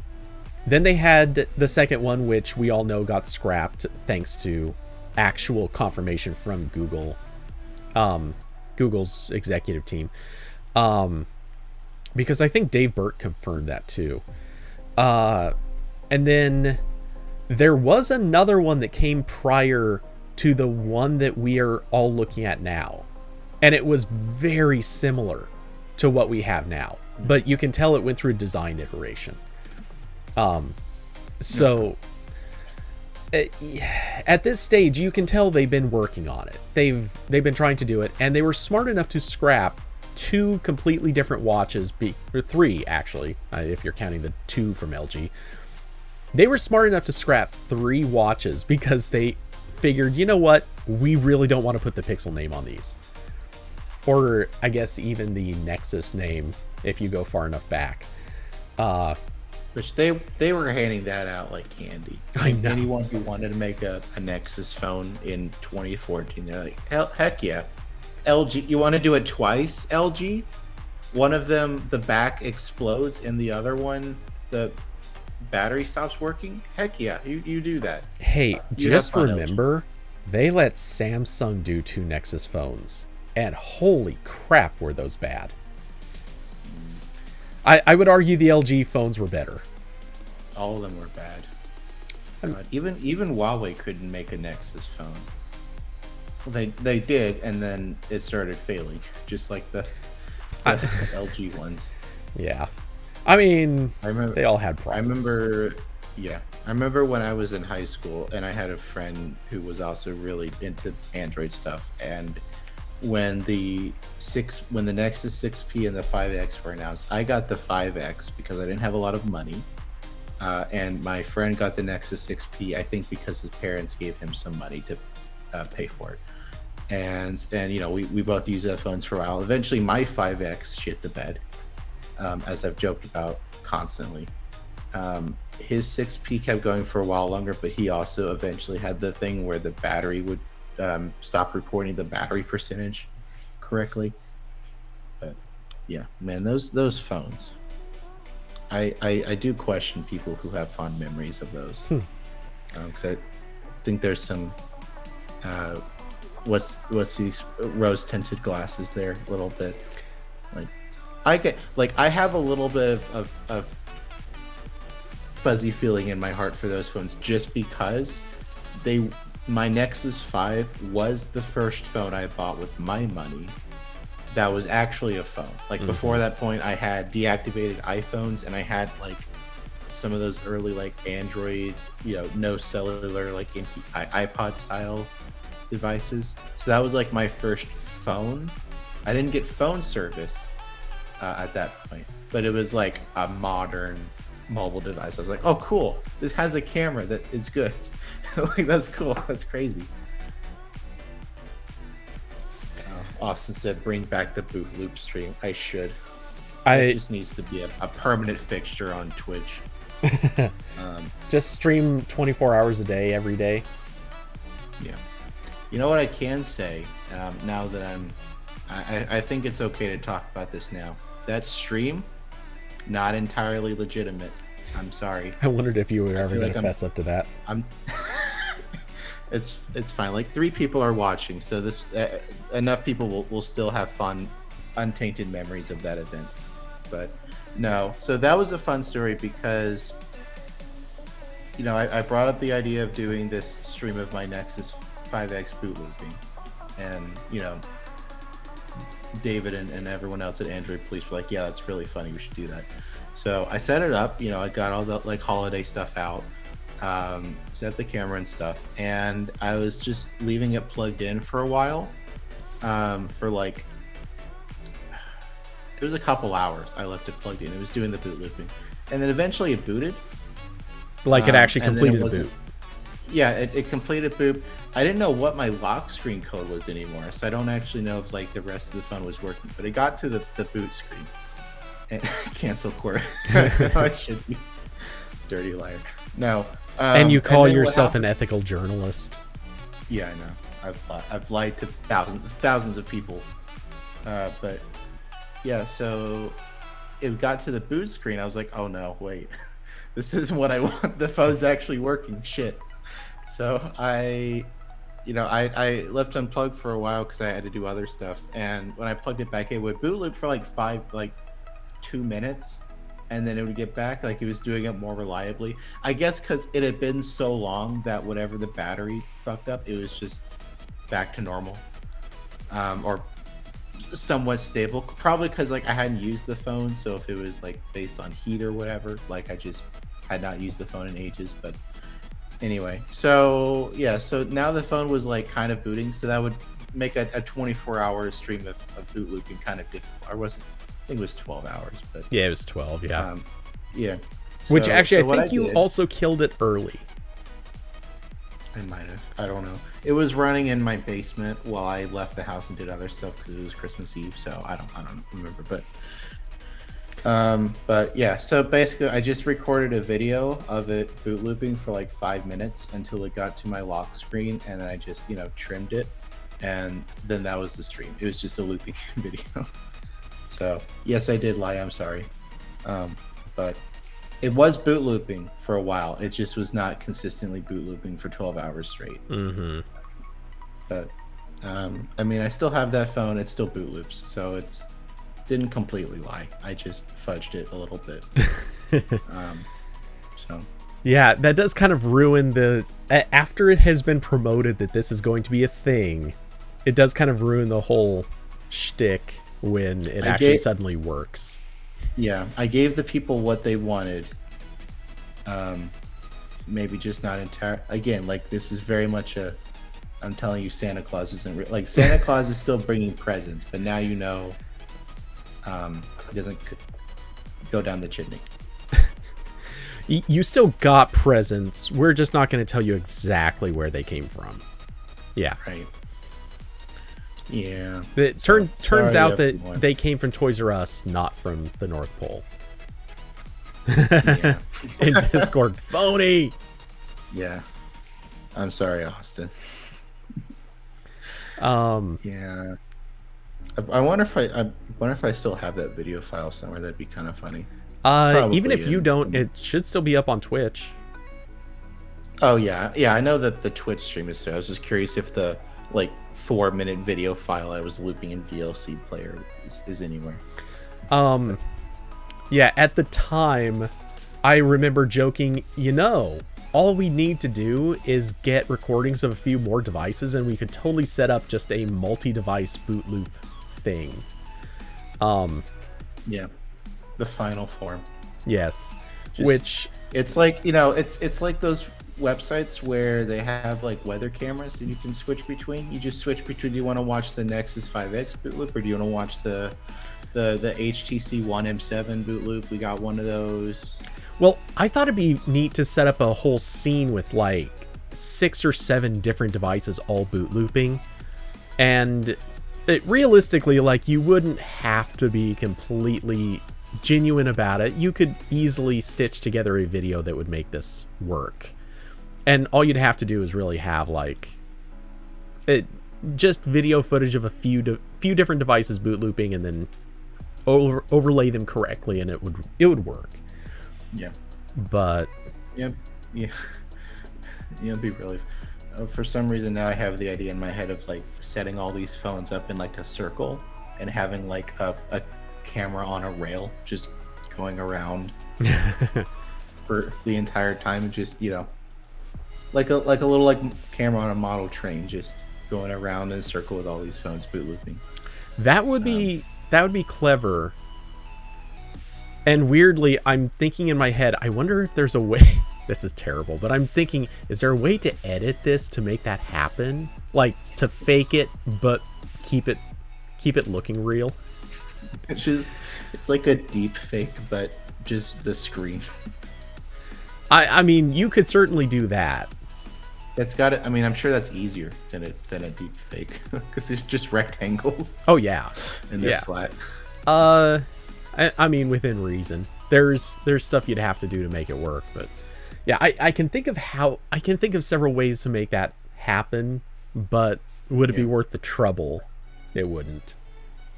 No, that wasn't even worth the trouble, but it was a fun, stupid thing, and well, it wasn't worth the trouble for you. No, we both know that was actually the most successful Android Police stream ever. No, yeah, wasn't even close. Like that was I think that was hitting like well over 1,000 people watching at one point. Yep, and it got a lot of Twitch subs. Like AP made a crap load of money off of that stream. Yeah, you didn't. No, but I guess I successfully lied to thousands of people. So there's that. You know. Corbin's future in politics begins here. Oh yeah. Wow, that groan of pain. Oh jeez. Yeah. But that was really fun. Where I was like, okay, yeah, I've got this fun idea, and then like when I'm relying on my phone to be broken, like it was broken for years, at that point in time, it decides to partially work. I'm just like, this is such a Nexus 5X thing to do, right? You can't even not work correctly. Right. I'm just asking you to be broken, like you always are. Yeah. Stay in the same state you were for 3 years, and you can't even do that. The broken condition is literally working. Yeah. And you know, of course, the icing on the cake is like as soon as it boots, I have no idea how to get into it. Yeah. Because like it's not like I don't know what my lock screen password from 5 years ago was. I mean, I still don't, but yeah. Yeah. No, that is classic.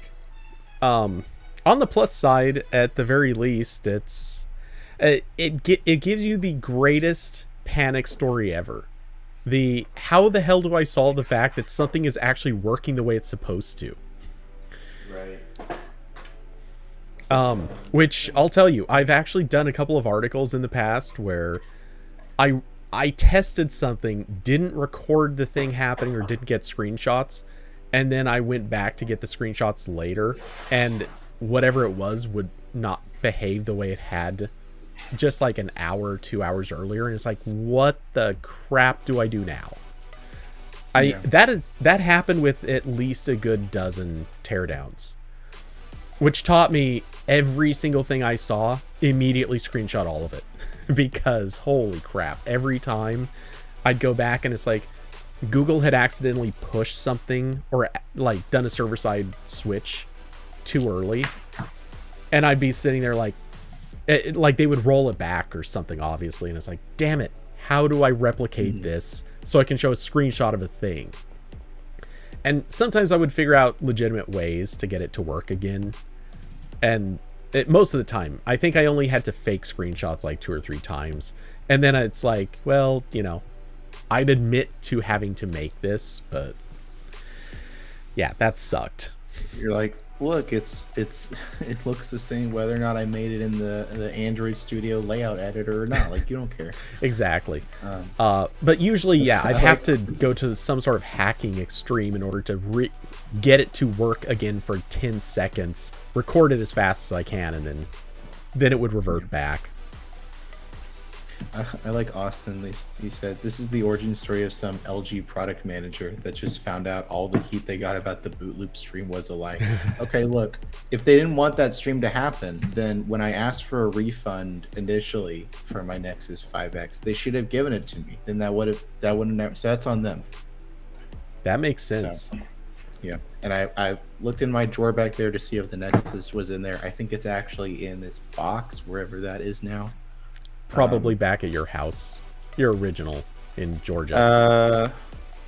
Well, I brought all the smartphone boxes here, so it's somewhere here. But I did find my Galaxy S10e in the box, which once again I miss I really want them to make another one. I can't go back to first. This is the international one, so it doesn't even work anymore. Now that all the 3G networks are gone. But even if it was the US one, cameras were not good on this phone. They were no bueno. But I do love how compact this is. Like next to I have a case on mine. Oh, here I'll compare it to the fan edition S21. Look at that. Yeah, a little bit of a size difference. It's the same like width for the most part. It's just shorter. Because this is a 16 by or not a 16 by 9, but it's a closer to 16 by 9 phone. Like this is perfect because it's small. This was for the S10 series they put the camera right in the middle, which I don't know why they don't do that anymore. But when I set this on a table, it's not wobbly because the camera is right in the center. And also, this was the last, or I think maybe the only S series phone where they did a side fingerprint sensor. Perfect. I love these.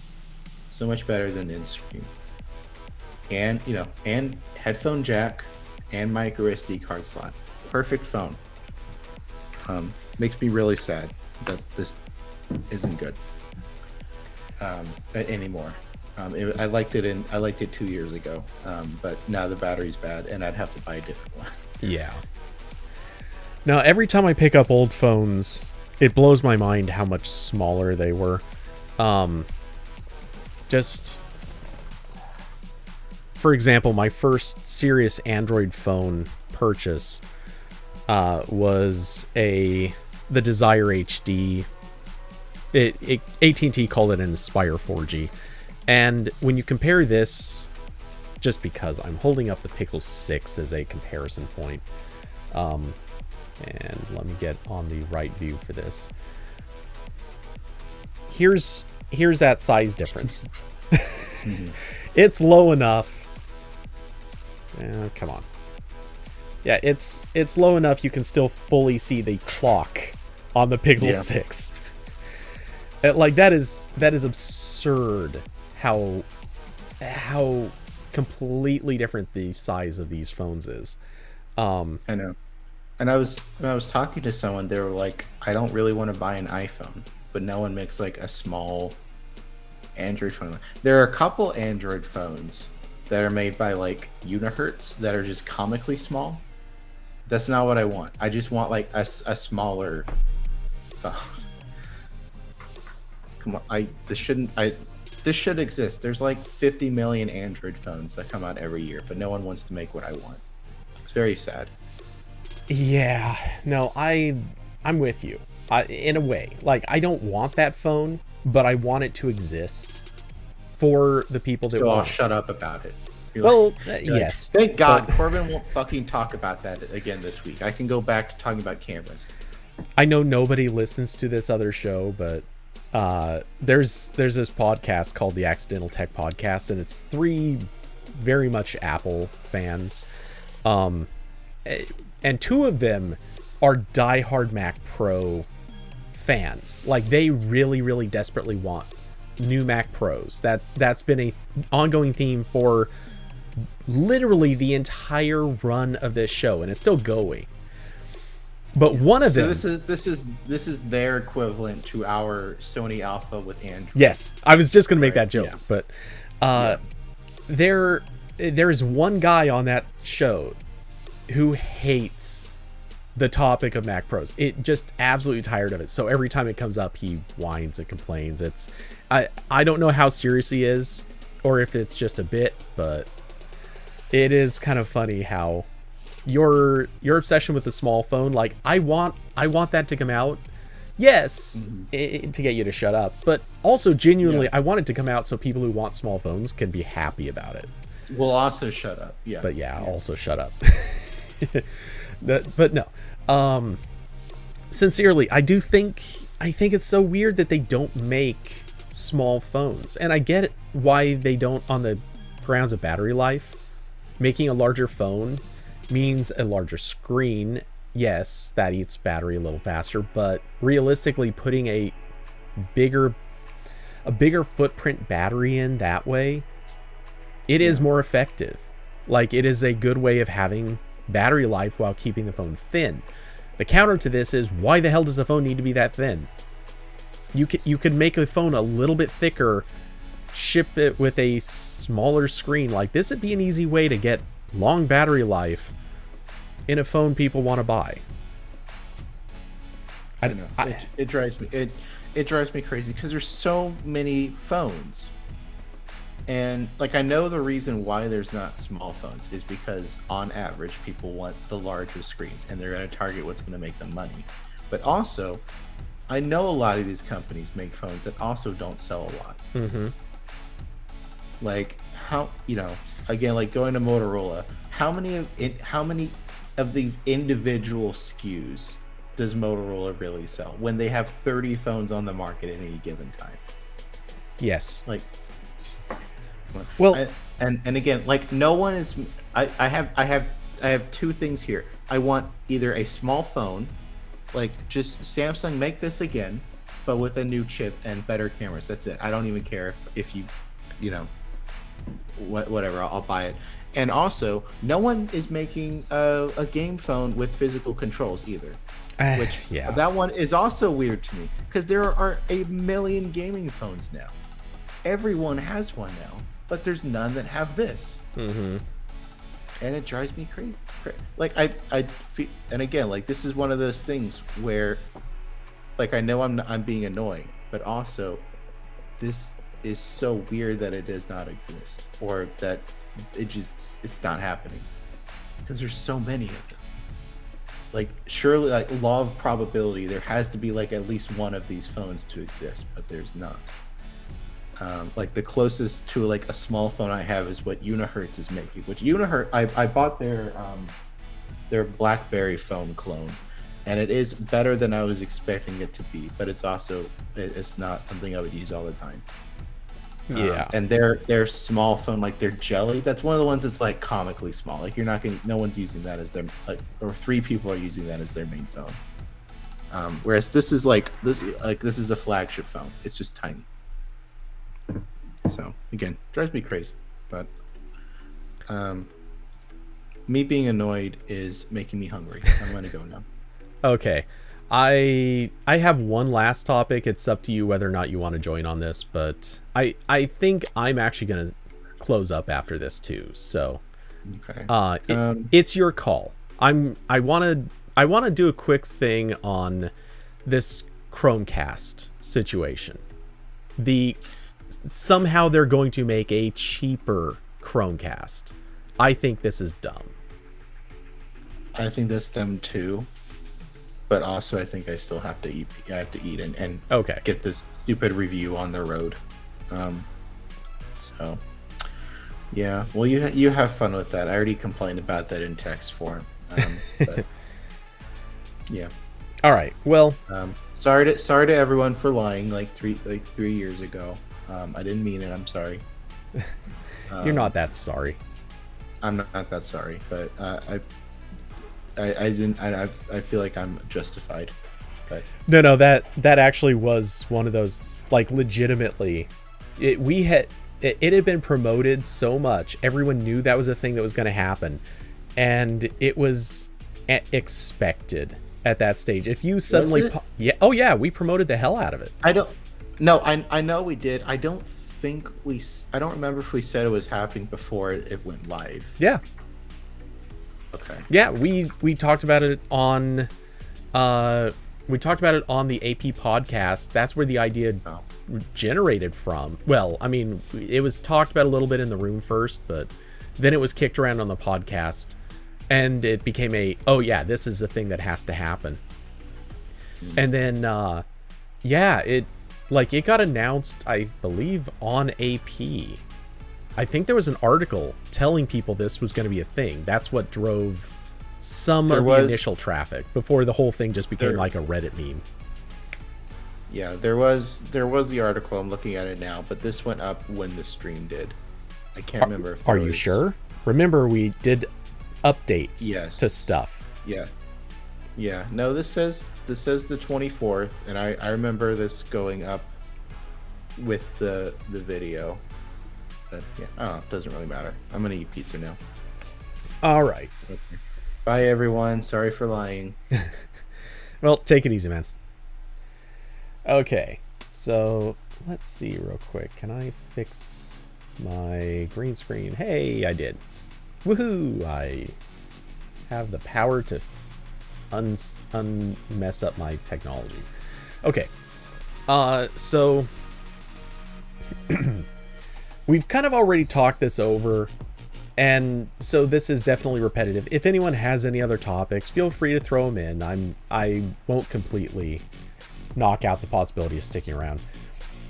But I gotta say, the Chromecast story, the more I think about this, I can only come up with one explanation for it, and it still doesn't feel like a good enough explanation. So, for those that don't know, somehow you missed this entire conversation that has obviously happened in Discord, across countless sites, has now even been editorialized. The short version is a new Chromecast is in the works. It is somehow at some stage of development. We don't know where it's at, but presumably this is a thing that's coming. Its code name is Boreal, or however we're going to say that. Some part of me is thinking there's someone out there going, Bo-Real? What's Bo-Real mean? But anyway, so this is going to be a Google TV, Android TV device. It's presumably, the rumors claim it's going to be a 1080p stick or dongle of some kind. It will be running Android 12. And very fundamentally, it is going to cost less than the current dongle. The presumption is that it's going to cost $40 or less. Seeing as how, honestly, like the existing Chromecast with Google TV already goes on sale all the time for $40, and I think has actually gone lower than that. So the mere notion that this could even cost as much as 40, honestly, I consider outright stupid. I don't believe for a second that's actually going to happen. If it's going to come out, I'm thinking it's 30 or less, and I think even 30 is too high. The question that comes up... Oh, and by the way, one other minor detail is this is supposed to support AV1, which... Alright. Good, I guess. Whatever. I don't think anybody cares if this supports AV1. Not really. Like, it's obviously notable. It's significant because, you know, that's kind of important to a few things, but whether or not most people will recognize that matters, I don't think people do. Carson, and that's exactly the issue. The current model lags just on the home screen. And I've heard that it lags on heads-up displays and a couple of other places. This is why so many people want a high-end model, because they are tired of this thing behaving already kind of poorly. They want something that's going to work better than what we have now, not something that's cheaper. Now, I will say, logically, if this only has to push 1080p on the home screen, heads-up displays, and everywhere else, it probably actually will run just fine. I bet it will be less laggy. I don't think it's going to be substantially less laggy, but at this point, I think it's going to be more Nexus player level of lag, where anyone who actually had a Nexus player, you could get it to lag, but for the most part, it ran okay. At least until you tried doing heads-up displays, at which point, yeah, it still lagged. But it kind of bugs me that basically they're trying to ship something that is just another new... It's a new Nexus player. I mean, the Nexus player, yes, originally shipped for $100 or $120. I don't know, something like that. But it was a 1080p device running Android TV, and it had a cheap remote, which somewhat ironically was actually very, very similar to the remote that comes with the Chromecast with Google TV. it bothers me because it feels like this is another example of it feels like you're going backwards for a product that, as far as I can tell, the only thing that makes sense is they're probably trying to compete with the absolute cheapest Fire TV stick. Which, really quick, let's pull that up. Is this the right one? That one's priced at $19.99. Yeah. Which is ostensibly on sale from $40, which is just yikes. But all things considered, if their goal is to compete, I'm sorry, like the Fire TV stick is notoriously a bad product because it lags, it doesn't perform particularly well, and it has its own glitchy issues. So what gets me is it feels like they could really just keep shipping the exact same product and just lower the price. Will this necessarily get down to the $20 price point? Admittedly, I don't know that they can do that. But unless they're going to be shipping this as like and I'm not kidding about this, unless they are shipping a 1080p device at this stage, I would say $15. And do you think they're making money at that price? Maybe that doesn't matter. Maybe what matters is getting the market share. Because, obviously, if people are just trying to get a super cheap streaming stick, then maybe the $40 to $50 price tag on a Chromecast with Google TV 4K edition, maybe that is too much for them. But it feels like the solution here is not to make a cheaper, crappier product just so you can squeeze it a few dollars down. It seems like the solution here is take your existing product and just find a way to get it cheaper. Because it will be 2 years old by the time this comes out. At least we assume it will be. At that stage, you have to be able to manufacture for cheaper. And perhaps what bothers me in this most is I would be more okay with it if what was being revealed is that they are coming out with a 1080p and an update to the and an update to the 4K model. Because at which point, if they could ship these, and here's my hypothetical like best case scenario, if they can ship these and end up with, let's say, a 1080p model that's coming out at 15 to 20, I still think 15 is the more realistic price at this stage, and they come out with a 4K update that is 40 to 50, I could see that being reasonable. That's good ownership over the product market. It would be competitive, and I get it. I don't love it. I feel like at this stage we probably should not be seeing 1080p streaming sticks anymore, but if the goal is to get the absolute cheapest thing you can possibly put on the market, then I get it. But they shouldn't, if anything, they should not be letting their current, we'll call it top of the line product, languish as something that everyone looks at and hates because it has too low storage, terrible performance. I'm sure it's not terrible, but it is laggy. That should not be their standard. From what I could tell, even the on 4K actually performed better. And that's not a good story to have. Which I actually need to plug that thing in. Well, I guess it is plugged in, but I need to check if it has had any updates. Still,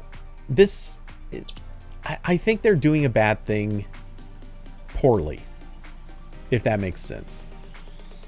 They need to do better with what is ostensibly their flagship-ish product. And if you're gonna ship a cheap-ish product, do that well too. And I'm really worried that that's not what's going to happen. I have this nagging feeling that this is going to be so dirt cheap that it's almost going to be embarrassing. But we'll see. Let's see. So Carson also brought up the Pixel 3 updates are ending. Which I'm not going to do a whole... Wait, what? I just skimmed this, but Vice did an editorial regarding the end of life of the Pixel 3. And the author complained that he's dumping a perfectly good phone. See, here's the thing. I'm actually going to echo that same comment. See, the Pixel 3 happens to be the phone I still have my SIM card in. In point of fact, I also have not actually updated this yet to Android 12, which maybe that's not the best thing. But yeah, I still have my SIM card in this phone. It is a really good phone. It's not the best phone ever, but it is a really good phone. It is actually a shame that Google's going to let this phone die off at its current age. Oh, gee, come on. I did not say the keyword. But yeah, I happen to completely agree. I mean, strictly speaking, I don't use it for much these days, but this is the Pixel 2 XL. I still have this phone. No SIM card in it, but I still have this phone. I'm still using it for testing and various purposes. It's still a good phone. The battery life isn't what it was, but it's still pretty good. I can't help but look at a lot of these and feel like it's not like in the past where my Nexus 6P, it definitely felt its age once the updates stopped. I kept using it, but it felt like its age. It felt like it was time to retire that phone. And not retire it in the sense of... I don't mean retire it in the sense of like stop using it entirely, but it was a good time to say, all right, I'm now perfectly comfortable with this not getting updates anymore, not officially. I'm going to root it. I'm going to use it for screwing around, testing stuff. I'm going to use it in ways that I wouldn't necessarily want to use a main phone. The original Pixel, while I think it still has its one very specific value of being a photos backup device, which I haven't charged mine in forever. The battery is completely trash. It literally can't hold enough of a charge to boot itself unless it's plugged in, and even then it's iffy. So I would actually have to replace the battery if I'm even going to bring it back to life and resurrect it in any capacity. But that was another phone. It did feel like it was pretty much at its retirement point not too long after the update stopped. The 2XL, this phone could still be useful to plenty of people. It's not the fastest, it's not the best, but it's still it's fast enough for any major purpose. Like for everything I do with it, it doesn't, well, there are a couple things that can make it lag, but not much. Pixel 3, it's still a good phone. It still works perfectly fine. Austin, the Pixel 3 was your least favorite. I mean, don't get me wrong, it's not my favorite, but it's also, of the ones that I have here in front of me right now, I'm not talking about in their time, but right now, it might actually be my favorite. And yes, that's even taking the 6P into account. Or sorry, not the 6P, the Pixel 6. Because here's the thing, of the phones that I have in front of me, the Pixel 2 XL was a good phone, but it was never my favorite. It just comparing the 3 to the 2 XL, I actually like the 3 a little bit more. I can't explain why. I just did. But then compare that with the 4. The 4 has the stupid face unlock that doesn't work very well, and it's obnoxious to use. I still kind of hate that. And then the 6, no, again, I skipped the 5. But then the 6, I would probably like the 6 if it weren't for the slow fingerprint reader. So I'm kind of by default, the 3 is still my favorite. The 6 is good. It's off to a good start at least, but it has some problems. A lot of problems that need to be fixed.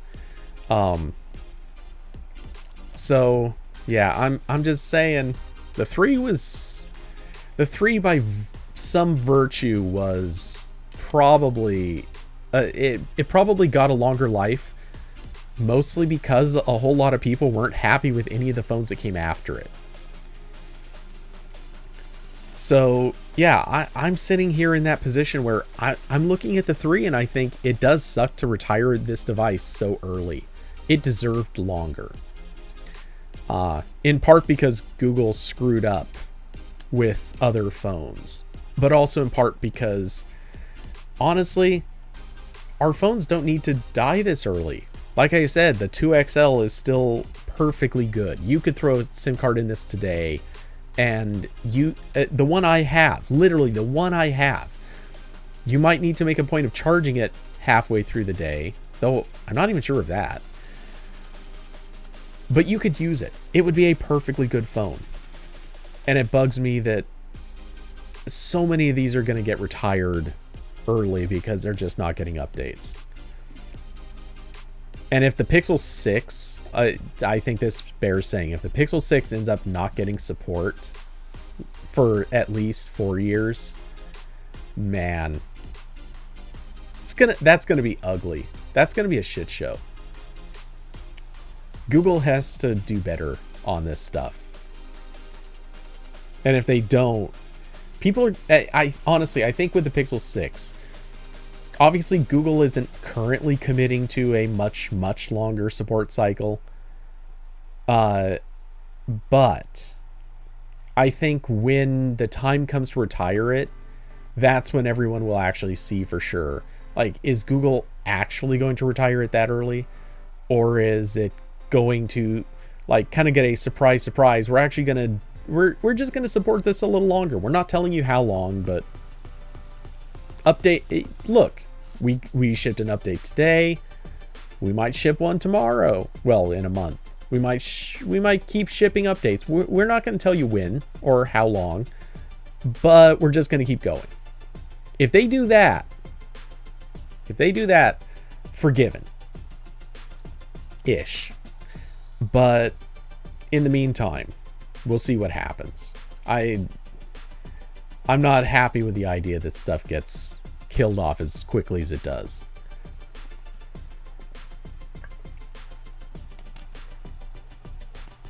So, yeah, anyway. Let's see.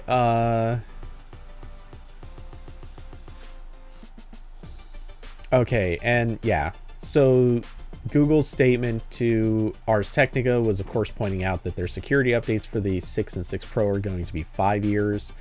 But it's still 3 years of OS updates, which to me strikes as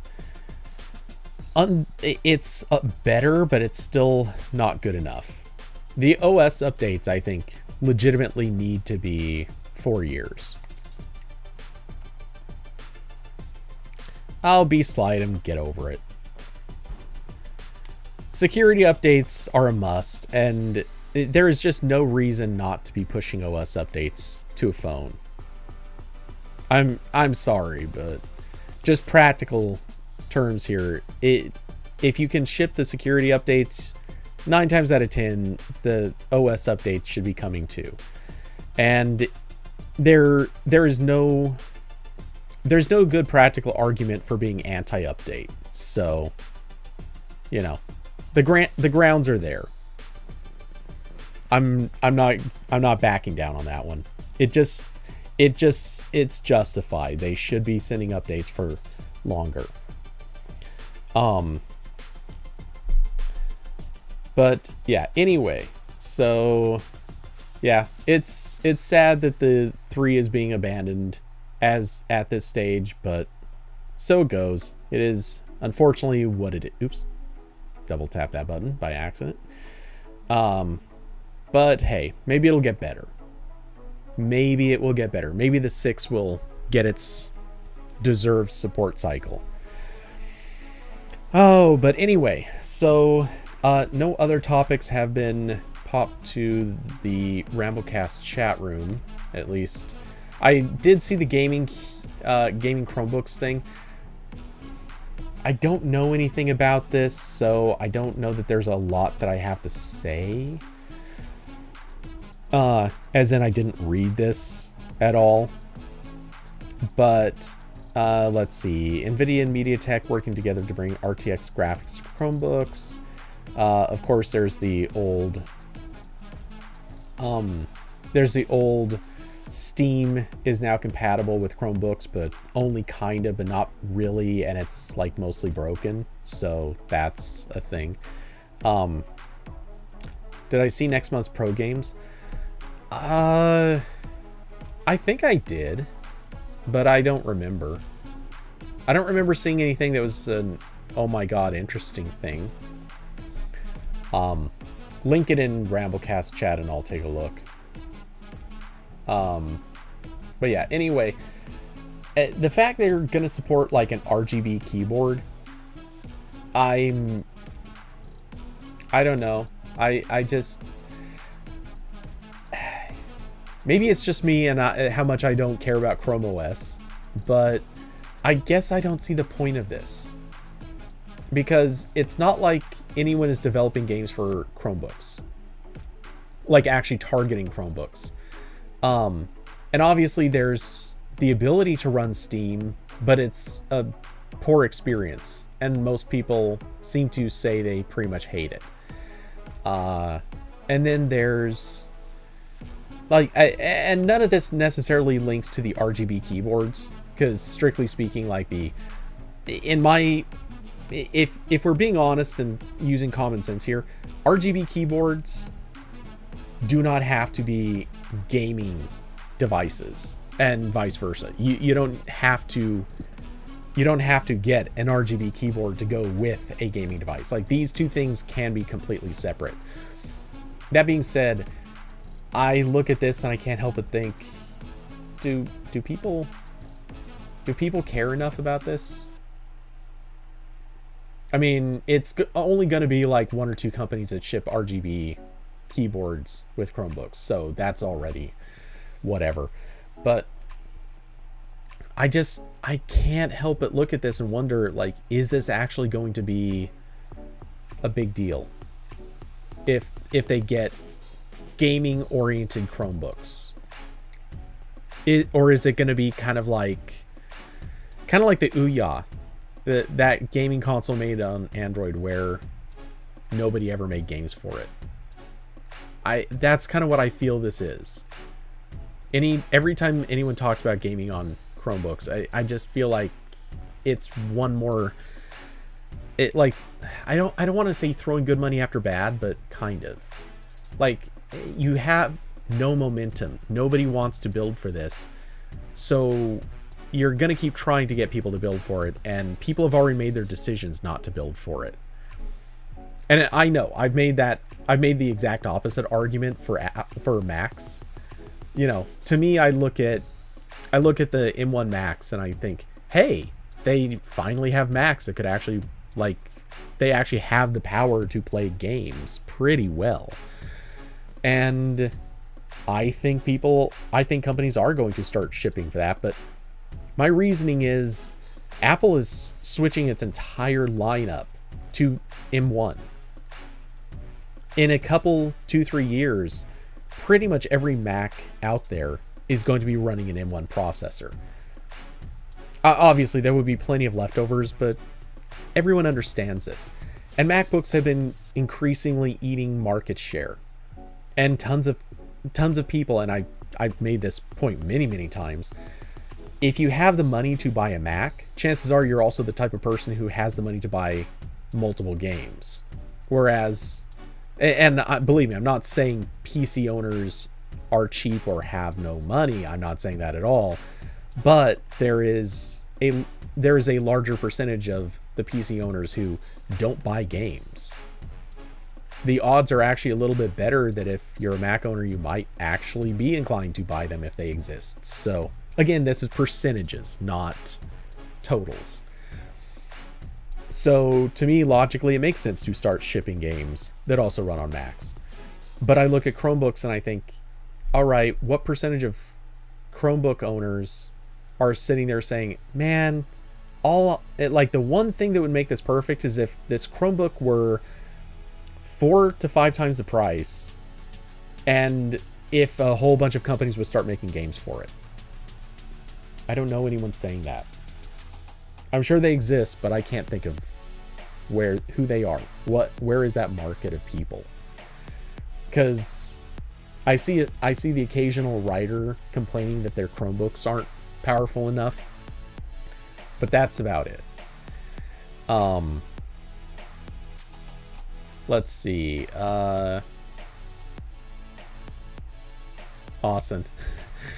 RGB keyboards means Chromebooks are now legit and you can't make fun of them. Oh, I can make fun of anything. But yeah. Let's see. David Goodsale. They keep seeing mixed reaction. Oh, you keep seeing mixed reaction on the Activision thing. I guess I got thoughts on that too. And you guys are going to keep me here forever. Okay, so new pro games, Cosmic Star Heroine, Nanotail, Merrick's Market, Fogs, whatever. One Hand Clapping, and the Life is Strange games. Okay, I'll look at the sales in just a moment. If I remember, didn't we talk about the Microsoft Activision thing last week? I'm actually not super certain on that, but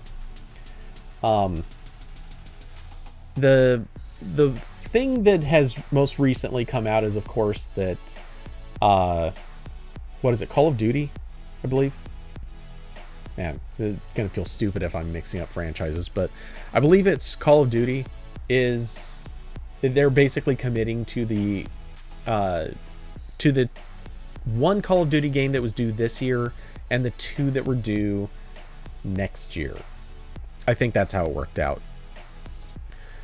And what stands out to me about this is, basically, putting it very basically, I think what's happening is the developers probably said, look, we already paid for the licenses to ship this game for PlayStation.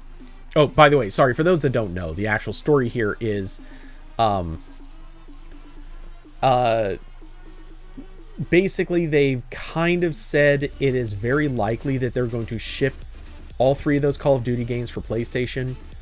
Obviously, they're going to ship them for Xbox, but their phrasing implies very, very distinctly that there is a chance that they won't be shipping to PlayStation after 2023. My theory is the developers probably said, look, we already spent the money getting the engine and all of the code certified, and we have the licenses for shipping to PlayStation. So, and all the development work on the engine is done. Like at this stage, this thing runs on PlayStation, no problem. We're just working on story, maps, in-game items, etc., etc. I would bet almost anything that that's what happened. And at this point, they're just saying, look, we can throw away the money that we would have made. Like, we've already spent some money on development. We can throw away that money if we want. Or we could just ship the damn games and make the money. And I would almost bet anything they probably had that exact discussion. And somebody at Microsoft was like, you know what? You're right. Screw it. Let's just make the damn money. There might even be contracts associated with this. And breaking those contracts could have possibly been very costly. They probably figured it wasn't worth the fight. Just ship it. But to me, that tweet, that spoke volumes of Call of Duty is not going to be on PlayStation after 2023. I think, and this I'm sure is very obvious, it is going to become a Game Pass exclusive. Pretty much everything out of the Activision Blizzard library is likely to become a Game Pass exclusive, or at least move into Game Pass in some capacity. And in all likelihood, everything coming out of that company, or rather all the IP in that acquisition. Sorry, all the IP in that acquisition. That's the sentence I was trying to form. It's pretty safe to bet all of it is going to go to Game Pass at some point. And to that end, I think I said this already, but maybe not. I think that's genius. And I think effectively what just happened is Microsoft just won this generation's console war. I don't think that they did it the way anyone would have expected. They did it through a subscription service. And I don't think it's a total win, because let's be honest, everybody still wants what is almost certainly going to be, if they come out with another The Last of Us, if they come out, or not if, but when they come out with Horizon Zero Dawn Forbidden West, or is it just Horizon Forbidden West, whatever it's called, when they come out with these games, like, obviously Sony still has a dedicated fan base. I can honestly say, like, if I'm choosing something, I'm still choosing a PlayStation, because I want those couple of exclusive titles more than I care about having ideal access to Game Pass. But I don't the thing is, I don't care about any of the games that are available on Xbox. Not that I'm not saying there aren't any good ones. There are obviously plenty of good games. I just don't care about any of them. It just happens that there aren't any that really jump out at me as must-gets. But David, all it took was a big bag of cash to win. I mean, that's usually all it takes. The winners are almost always decided by who spends the most, not who's the best. But yeah, I honestly think Microsoft won this generation's console war. And seeing as they're doing it with Game Pass, a subscription service, it's very possible that they have sort of automatically won, not the future. I don't think they've won the future, but I think they've now put... The thing is, I question if there will be another generation of consoles. There probably will be, but I think if there is, it will be the actual last generation. And at that stage, whoever wins, I think I think that's it. I think they've won. Which is kind of a weird thing to say, but I actually mean it. I think there's a very real point at which if you wait, what happened?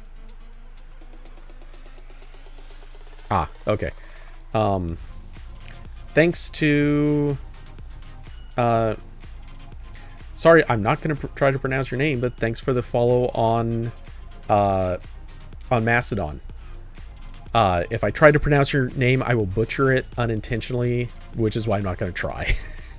But anyway. Yeah, sorry. I almost never get notifications anymore, so I've gotten lazy about switching my phones to silent. And lo and behold, all of them are well, not all of them. There haven't been that many today, but I'm getting more and more of them today than usual. Carson, Stadia is winning. Winning what? No, that brings up, and there was no way not to bring this up, that does bring up the question of what happens in the future. We've talked about it in Discord, and I think there's a lot to be said for this. At this stage, I think the smartest thing Sony can do is partner with Google or buy Stadia or something like that, so that they can get Stadia's technology, not just for streaming games, but for possibly doing bigger things. Because this is it right now, Microsoft wins by having a subscription service that makes the games cheaper, effectively. Like, if you're doing a lot of gaming, Game Pass is, without a doubt, the cheapest way to do it. Again, assuming you play a lot of games. And I've hammered this point many times in the past. If you're a person that plays one game, you buy a single game, Stadia is the cheapest option available. And not necessarily just one game. It could be a few games that you play for years and years to come. Stadia is indisputably the cheapest option.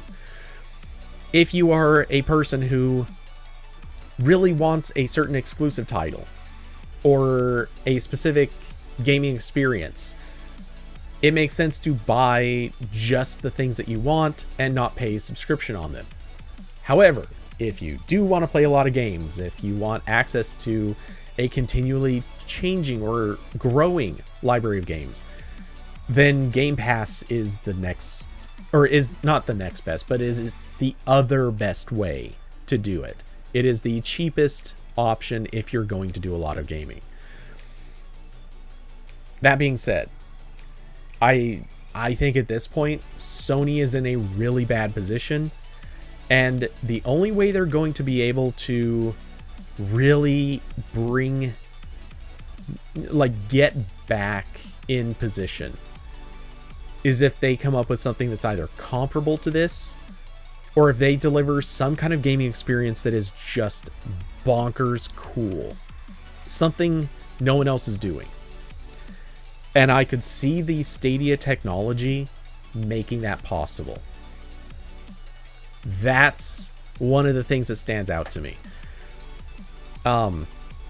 And let's see, David, you still enjoy just launching a game on Stadia and not having to wait for it to download? Almost game changing. Okay, so this isn't even what I have in mind, but just as a hypothetical, what if Sony were to get a hold of Stadia, be able to run all their titles on Stadia, so that what you could do is buy the game, buy a game, rent it, or maybe you go with a subscription fee, whatever. Or maybe not even subscription fee, but just maybe you have an account, however it works. Let's say you decide you want a game, and let's say you buy it or subscribe, whatever. You could start playing it on Stadia and let it download during your playtime on Stadia. Obviously, it's going to trickle download, but when you're not playing, it just continues to download. At a certain point, it also transfers your save file over to your PlayStation. And then the next time you sit down and play, you're not even playing on Stadia anymore. You're now playing on the PlayStation. That experience alone would be really great. And as far as I'm aware, that's something Microsoft isn't currently doing. And being able to just play demos of stuff live off of Stadia servers would be great. This alone is one of the things that would really, really change the experience on PlayStation and make it a lot better. To go a step further than this, all of the stuff that Google hyped, the whole thing about being able to see other people's screens and having interactions that were only possible in a server environment like that, where it's not a bunch of like a crapload of consoles all over the world trying to connect with each other over a server and goofing around with various things. Instead, Stadia could enable things that just aren't possible in any other setting. I don't know how fully realized any of that would be, but it's something Sony could use. To me, like, Sony either needs to just copy what Microsoft is doing and hope for the best, or they're gonna have to find some way to one up. And if they're not gonna copy Microsoft, they're gonna need something big like this. And maybe that's also just me thinking there needs to be a use for Stadia. That's possible. But I can see room where Sony should be doing something. They need to be making moves, and I don't see that happening. Regardless, again, I'll just say it. I think Microsoft effectively just won the console wars for this generation, and in large part because, yes, they're buying up game studios.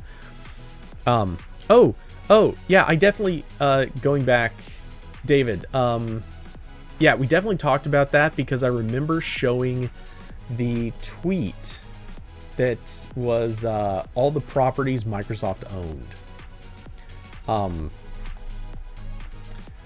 Microsoft Game Studios, and we'll pop to the news.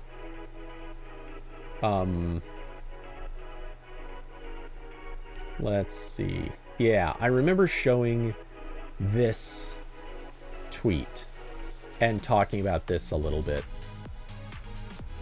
So, yeah, I mean, look at how much they own. Like, that's ridiculous.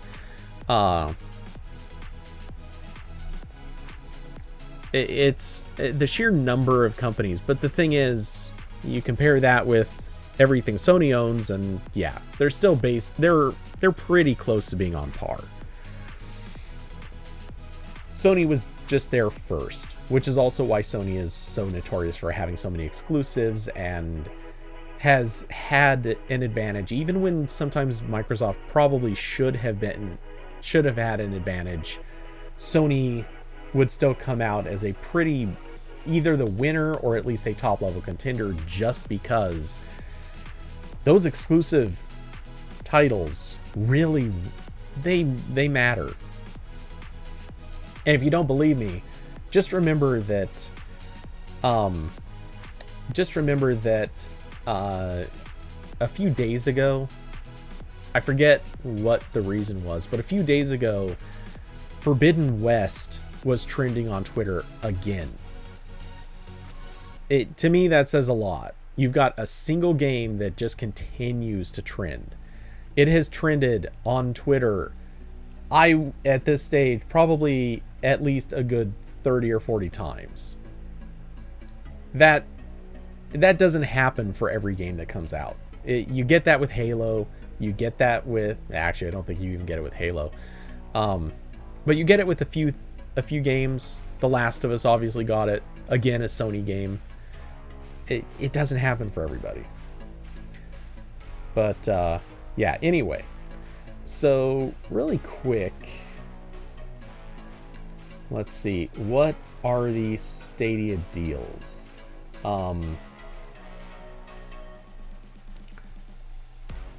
Okay, back to Assassin's Creed is still on sale. Should I go back and play Assassin's Creed? Any of them? I mean, I'm not really super keen on buying something new right now, but it could be plausible. Let's see. There's the Far Cry 5 and 6, though 6 is outside of what I'm prepared to spend. Ghost Recon, I just don't see happening. Nothing hard against it. I've never been interested. No on Just Dance, no on Madden, no on Monopoly. Rayman Legends, I've actually played that a little bit, not on stream, but it was fine. not playing Resident Evil Village. That game sucks. Riders Republic, I don't know. Might be a thing to goof around on, but not a regular play. The Crew 2, not likely. Division 2. One of these days I do need to sit down and play the Division 2, just for the hell of it, just to see if it's any good or not. More Ghost Recon and Rainbow Six. I've just never been into any of the Tom Clancy games. Trials Rising, I doubt it. Uno's not happening. Watch Dogs. Already tried Watch Dogs. It did not go anywhere. Okay, I mean, it's an okay sale, but I don't see a lot of stuff that's jumping out at me as a get. Let's see what else is there. Yeah, I'll try Division 2 sometime. I'm wondering if I actually already tried it. Part of me is thinking I might have, because there was one of the games on Stadia. I think it was on Stadia. Now I'm kind of wondering if maybe this could have been on PlayStation, but I don't think so. Anyway, one of them I played, the controls were just horrible. It was a first-person shooter. You basically start the game, you were inside of some kind of a suit as you're walking through some space. Eventually you take off the suit, but the controls were so muddy. Everything you did it felt like it had inertia attached to it in the worst way. It was clumsy and slow, and I hated it. Absolutely would not play again. I don't know if that was Division or not, but part of me is thinking it might have been. Anyway, okay, and skimming over the rest of this blog post. Yeah, out of that whole list, the only thing that's kind of maybe interesting me is Far Cry and Assassin's Creeds. And they're not super pulling at me. So we'll see. Not feeling this sale either. Hopefully they'll come out with something else. And besides, I've got Control for now, plus Hitman. Those will fill my weekends for a while. Let's see. What else? Trying to think. Were there any other topics? I don't think there were.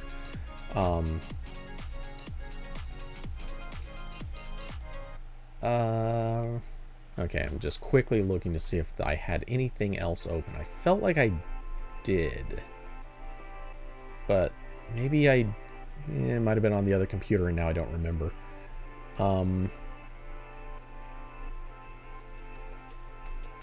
Okay. Well, I think that'll be it for today. I have a few things I want to get done, which also happen to include getting some sleep, because I only got like 3.5 hours earlier today, and you know how that goes. I've got a bad habit of doing that. But anyway, trying to think if it's killing me, because I swear there was something else I was going to bring up, and I just don't remember what it is. But anyway, thanks to everyone for coming by, hanging out, being part of the conversation, keeping me rambling. I will be back this weekend, of course, for game streams. I think I'm just going to say it, there's a pretty strong chance I might skip Saturday or Sunday. I'm not sure which, but just the way that scheduling has worked out, I've got things I need to get done, and they're pretty much inevitably they're going to eat up most of a day that I'll have to leave the house. So I'm probably, one of those days is probably just not going to happen. Just being honest. I just don't know which one yet. Part of that probably, I need to check weather. Let's see. Oh, crap. Well, Weather might be a bit of a challenge. As Saturday's not too bad. Sunday, presumably rainy. Though Saturday I wouldn't I'm not holding my breath that Saturday's going to be a good day either. So we'll see what happens. That's not great. But okay, anyway. So brain fart. Okay. Anyway, if you would like to help support the channel, there are links down below to Streamlabs. God, I will change that link someday. But links to Streamlabs and Patreon. So if you'd like to help contribute, support, whatever word we're going to use, that's a good way to do it. And one of these days, I will also set up some freaking Amazon links to stuff. Just because. So yes, I will see some of you back this weekend. More of you back next week for continued RambleCast antics. And with that, I hope you all an excellent rest of your week. I will see you all in Discord. And good night, everybody.